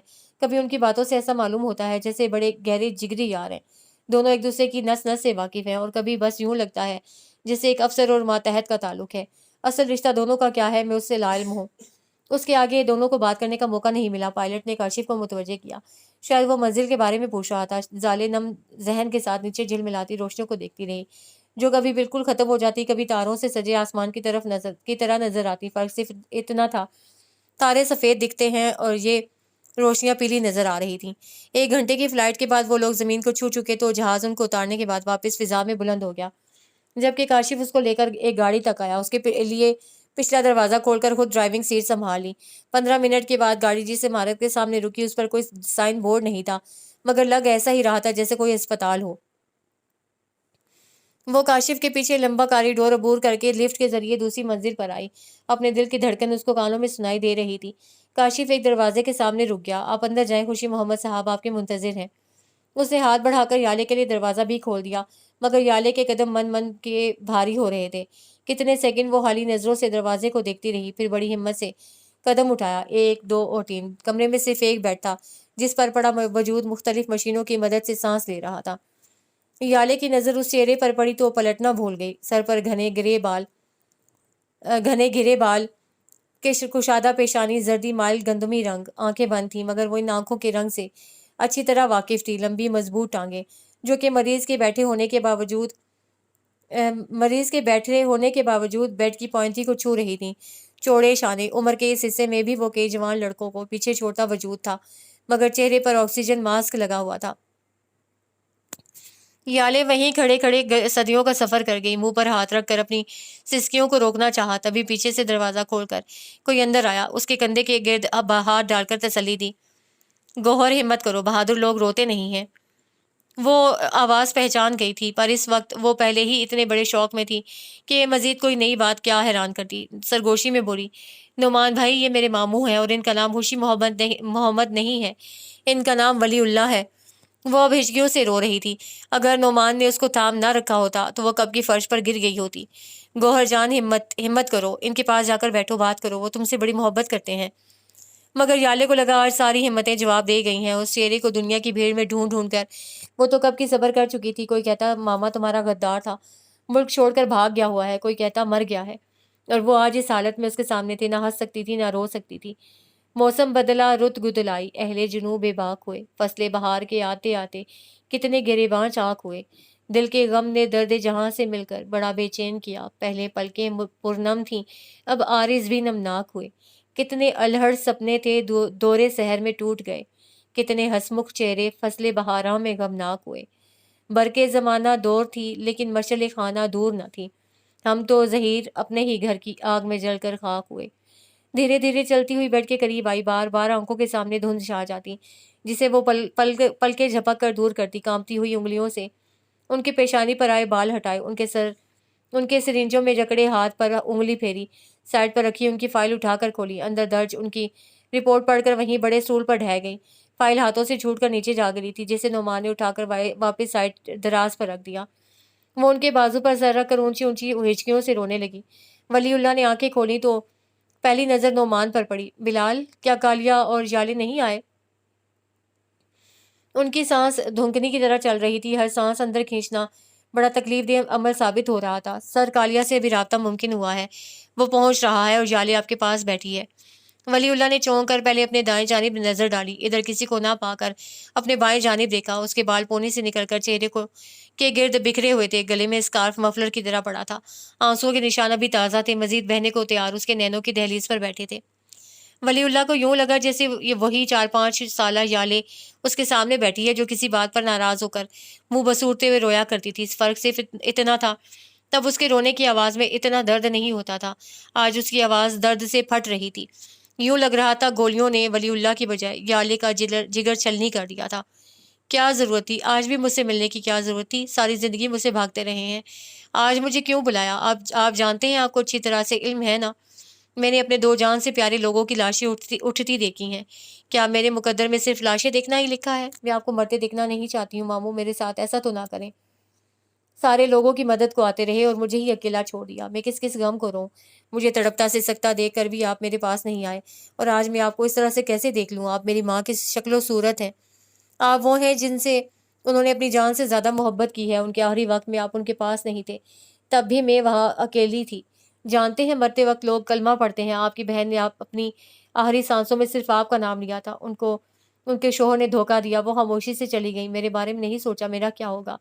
ذرا سوچے، زرمین کی جان سے پیاری گڑیا وہ کس کے حوالے کر کے جاتی؟ آپ کے حوالے کرتی، وہ مجھے آپ کے حوالے کر کے گئی تھی۔ آپ گھر آئے اور مجھے ملے بغیر چلے گئے، پھر بابا کی لاش آ گئی۔ ان کو مارتے وقت آپ کو یہ خیال کیوں نہ آیا وہ شخص زرمین کا قاتل ہی صحیح، یالے کا تو باپ تھا؟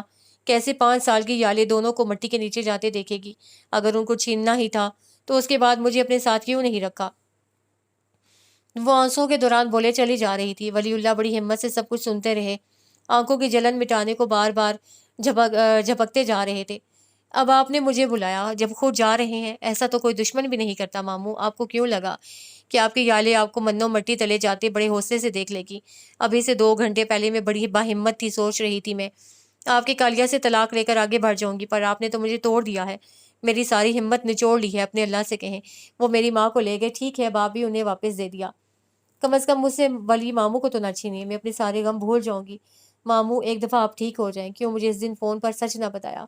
کیوں خوشی محمد بن کر بات کی؟ کیوں مجھے بتایا کیوں نہیں کہ یالی تمہارا ولی ماموں بول رہا ہوں؟ آپ کا کیا چلا جاتا؟ کم از کم کچھ وقت میں آپ کے ساتھ گزار لیتی۔ وہ جو ان کا ہاتھ اپنے دونوں ہاتھوں میں لیے بیٹھی تھی، دروازے سے اندر آتے آدمی کو دیکھ کر اس کے آنسو پل بھر کو تھم گئے۔ کالی لانگ نیک کی بازوں والی شرٹ جو بالکل اس کے جسم کے ساتھ فکس تھی، کالا ہی ٹراؤزر، کونیوں اور گھٹنوں پر کالے پیڈ بندھے تھے، کالے بھاری بوٹ، سر پر کالی اونی ٹوپی، ہاتھ اور چہرہ بھی کالا، اس کا سارا حلیہ کمانڈوز والا تھا، جیسے ابھی ابھی فیلڈ سے اٹھ کر آ رہا ہو۔ تھا بھی ایسا، وہ تو ساری نئی پیدا ہونے والی صورتحال سے 1 گھنٹہ پہلے تک لا علم تھا، تندہی سے اپنے اگلے مشن میں مصروف تھا۔ اسے دیکھتے ہی یالے کے اندر نفرت و غصہ امڑ کر آیا، تیزی سے اپنی جگہ سے اٹھ کر اس کی جانب بڑھی۔ وہ اس کو یوں سامنے دیکھ کر ایک پل کو تو بوکھلا کر رہ گیا، جس نے چھوٹتے ہی اس کے چہرے پر تھپڑوں کی بارش کر دی تھی۔ تم جانتے تھے سارا وقت یہ تمہارے ساتھ موجود تھے اور تم نے مجھے لا علم رکھا۔ تم کون ہو؟ کیا لگتے ہو ان کے؟ یہ میرے ماموں ہیں، سب سے زیادہ حق ان پر میرا تھا۔ بڑا میرے پر احسان کرتے رہے ہو، تف ہے تمہاری مردانگی پر اور تف ہے تم پر۔ آ جاؤ ان سے آخری دفعہ مل لو، اور یہ یاد رکھنا میں تمہیں کبھی معاف نہیں کروں گی۔ اب تک وہ اپنے حواس بحال کر چکا تھا، بڑی آسانی سے یالے کے دونوں ہاتھ اپنے ایک ہاتھ میں پکڑ لیے۔ ہر دفعہ ملنے پر میری پٹائی کرنا کوئی تمہارا فرض بنا ہوا ہے؟ وہی باریک آواز۔ اور دوسری بات تم کان کھول کر سن لو، کوئی کہیں نہیں جا رہا۔ یہ جو حضرت بیڈ پر بیمار بن کر پڑے نظر آ رہے ہیں، ان کو تم نہیں جانتی ہو۔ میں نے ان کو حفظ کیا ہوا ہے، یقین مانو تمہیں یہاں بلا کر میری بینڈ بجانے کے علاوہ اور کوئی مقصد نہیں ہونا۔ پھر اسی طرح اس کے ہاتھ تھامے بیڈ کے قریب پیروں کی جانب کھڑا ہو گیا۔ ہو گئی تسلی؟ پورے 3 تھپڑ پڑے ہیں، اب شرافت سے اٹھ کر یہ ڈرامہ ختم کریں۔ حد ہو گئی ہے، کہاں سے میں نے دوڑ لگائی۔ ایک تو اس کاشف کی پھینٹی لگنے والی ہے، ایک ہی بات کہے جا رہا تھا، ایمرجنسی ہو گئی ہے، فوراً پہنچے۔ پیچھے سے نعمان نے اس کے کندھے پر ہاتھ رکھ کر اس کو متوجہ کیا۔ کالیا نے گردن موڑی، دونوں کی نظریں ملیں اور کتنے ہی پل ایک دوسرے کی آنکھوں میں سنجیدگی سے دیکھتے رہے۔ نعمان نے نفی میں سر ہلایا، کالیا کی گرفت یالے کے ہاتھوں پر ڈھیلی پڑ گئی۔ اب کہ اس نے گہری نظروں سے ولی اللہ کا جائزہ لیا، پیلا رنگ، سانس کی نالی، چہرے پر مجروح سی مسکراہٹ۔ وہ الٹے قدموں کمرے سے نکل گیا۔ اس سب کے دوران ولی اللہ پہلی دفعہ بولے، بلال جاؤ یار، ڈاکٹر کی سختی آئی ہے۔ وہ یہ سر کہہ کر کمرے سے نکل گیا۔ یالے دھیرے سے چلتی دروازے تک آئی، سر باہر نکال کر دیکھا، کوریڈور کے اینڈ پر ریسپشن کے پاس کالیا نے ڈاکٹر کو روک لیا تھا۔ ڈاکٹر بول رہا تھا اور وہ منہ کھولے اسے سن رہا تھا۔ پھر اس نے کچھ کہا تھا جس پر ڈاکٹر نے نفی میں سر ہلا کر اس کے کندھے پر تھپکی دی۔ اس نے غصے سے ڈاکٹر کا ہاتھ جھٹک دیا اور ان کو گریبان سے پکڑ کر 2-4 جھٹکے دے ڈالے۔ نعمان نے اس کو بازو سے پکڑ کر اپنی جانب کھینچا تھا، ڈاکٹر کو اس کی گرفت سے چھڑوایا، جو ایک طرف ہو کر گھبرایا سا اپنی ٹائی دوبارہ سے سیٹ کر رہا تھا۔ نعمان اس کو اسی طرح پورے زور سے کھینچ کر اپنے ساتھ ویٹنگ روم میں لے گیا۔ دونوں ہی اونچی آواز میں بول رہے تھے، پر یالے کی سماعت تک ان کی آواز نہیں آ رہی تھی۔ وہ چلتی ہوئی دروازے سے نکل کر ویٹنگ روم تک آئی، دروازہ کھولا۔ تم کیا سمجھتے ہو اگر کوئی راہ نکل رہی ہوتی تو میں اب تک ان کو یہاں ہی رکھتا؟ پچھلے 2 دن سے ہم لوگ تمہیں ڈھونڈ رہے ہیں اور اب تم آ کر الٹا ڈاکٹروں کے گریبان پکڑ رہے ہو۔ یہی ڈاکٹر ان کو آرام دہ رکھنے کی سرتوڑ کوشش کر رہے ہیں۔ ہاں کوشش کر رہے ہیں۔ ابھی وہ ڈاکٹر کیا بک رہا تھا، کمینہ کہتا ہے مریض کا بچنا مشکل ہے اور تم کہہ رہے ہو یہ لوگ سر توڑ کوشش کر رہے ہیں، تم انتظامات کرواؤ، میں ان کو کسی بہتر جگہ لے جانا چاہتا ہوں۔ یالے کی آواز پر دونوں نے چونک کر دروازے کی جانب دیکھا۔ جو کچھ نعمان بھائی نے کہا اور جو کچھ ڈاکٹر کہتا ہے یہی سچ ہے، میں نے ان کی رپورٹ پڑھی ہے۔ ماموں کے جسم میں کل 11 گولیاں لگی تھیں۔ آپریشن کے ذریعے وہ دو گولیاں نکالی گئی ہیں، باقی کی 9 گولیاں ابھی بھی ان کے جسم میں موجود ہیں۔ ساری کی ساری گولیاں ان کی ریڑھ کی ہڈی میں لگی ہیں، جہاں سے نکالنا ناممکن ہے۔ اگر ڈاکٹر رسک لیتا بھی ہے تو کامیاب نہیں ہوگا۔ ان کے جسم کا خون پہلے ہی بہت نکل چکا ہے، اس وقت بھی ان کو خون لگایا گیا ہوا ہے کیونکہ مسلسل ان کا خون ضائع ہو رہا ہے۔ گولیوں کا زہر جو ہی پھیلنا شروع ہوا ان کا وقت ختم ہو جائے گا۔ ابھی بھی یہ ان کی ول پاور ہے جس کے سر پر بیٹھ کر باتیں کر رہے ہیں۔ اس وقت وہ اس قدر تکلیف میں ہے، ان کے لیے لیٹنا بھی ممکن نہیں ہے۔ ان کو یہاں سے کہیں نہیں لے جایا جا سکتا۔ اپنی بات مکمل کر کے جیسے آئی تھی ویسے ہی مڑ گئی۔ اپنے اندر کا غبار نکال کر وہ کچھ سوچنے سمجھنے کے قابل ہو رہی تھی۔ اب کی دفعہ ان کے پاس آئی، سب سے پہلے ماتھے پر لمبا سا بوسہ لیا، پھر ان کا ہاتھ پکڑ کر بھیگی آنکھوں سے مسکراتی ہوئی ان کے پاس بیٹھ گئی۔ یالے میں ایک دن بھی تمہارے وجود سے بے نیاز نہیں ہوا۔ تمہارے تایا نے مجھ سے وعدہ کیا تھا وہ تمہارا خیال رکھے گا۔ وہ تمہیں میرے حوالے کرنے پر راضی نہیں ہوا تھا، مگر اس نے مجھ سے کیا ہوا یہ وعدہ تو پورا کیا کہ وہ تمہیں تعلیم کے معاملے میں کوئی رکاوٹ نہیں ڈالے گا۔ اگر تمہارے نمبر اچھے آگے تو وہ تمہیں میڈیکل میں داخلہ دلوا دے گا۔ اس نے مجھ پر پابندی لگا دی تھی کہ کبھی بھی میں تمہارے قریب نہیں آ سکتا، مگر تم تو جانتی ہو میں نے کبھی بھی تمہیں اکیلا نہیں چھوڑا ہے۔ تمہاری ہر سالگرہ پر گفٹ بھیجا، تمہارے پاس ہونے پر مبارکباد کا تحفہ بھیجا ہے۔ یالے تم تو میری زرمینے کی نشانی ہو، تمہیں کیسے بھول جاتا۔ وہ کب کا آ کر ان کے بیڈ پر سر جھکا کر بیٹھا ان کو سن رہا تھا۔ بالآخر بول اٹھا، ڈاکٹر نے آپ کو زیادہ بولنے سے منع کیا ہوا ہے۔ یار آج تو مجھ پر پابندیاں نہ لگاؤ، میری بیٹی آئی ہوئی ہے، تم اٹھ کر اپنا منہ ہاتھ دھو کر آؤ تاکہ میں اپنی زندگی میں ہی امانت کو اس کے اصل مالک کے حوالے کروں۔ سر میں یہاں سے نہیں ہٹ رہا ہوں۔ او یار میں تمہیں کون سا کراچی بھیج رہا ہوں، یہ سامنے واش روم ہے۔ وہ جانتا تھا اب جب تک وہ منہ ہاتھ دھو کر نہیں آئے گا وہ بات چھوڑیں گے نہیں۔ ان کی تکلیف کا سوچ کر پہلے اس نے اپنے گلے کے گرد لگی ڈیوائس کو اتار کر میز پر رکھا، پھر اپنے گھٹنوں کے پیڈ کھولے، اس کے بعد کوہنیوں کے پیڈ بھی اتار کر میز پر رکھے، ٹوپی اتار کر بھی وہیں رکھ دی، بازو فولڈ کرتا ہوا واش روم کی جانب بڑھ گیا۔ یالے جی ماموں، یہ جو تمہارا کالیا ہے نا، اصل میں یہ میرا غازی ہے۔ وہ ناسمجھی سے ان کو دیکھ رہی تھی جبکہ انہوں نے واش روم سے نکلتے شخص کی جانب اشارہ کیا۔ وہ کوئی اور نہیں سردار غازان خان تھا۔ تولیے سے چہرہ صاف کرتا آ کر پھر ان کے بیڈ پر بیٹھ گیا۔ یالے کی جانب اس کی پشت تھی اور یالے کے تمام الفاظ اس کا ساتھ چھوڑ گئے۔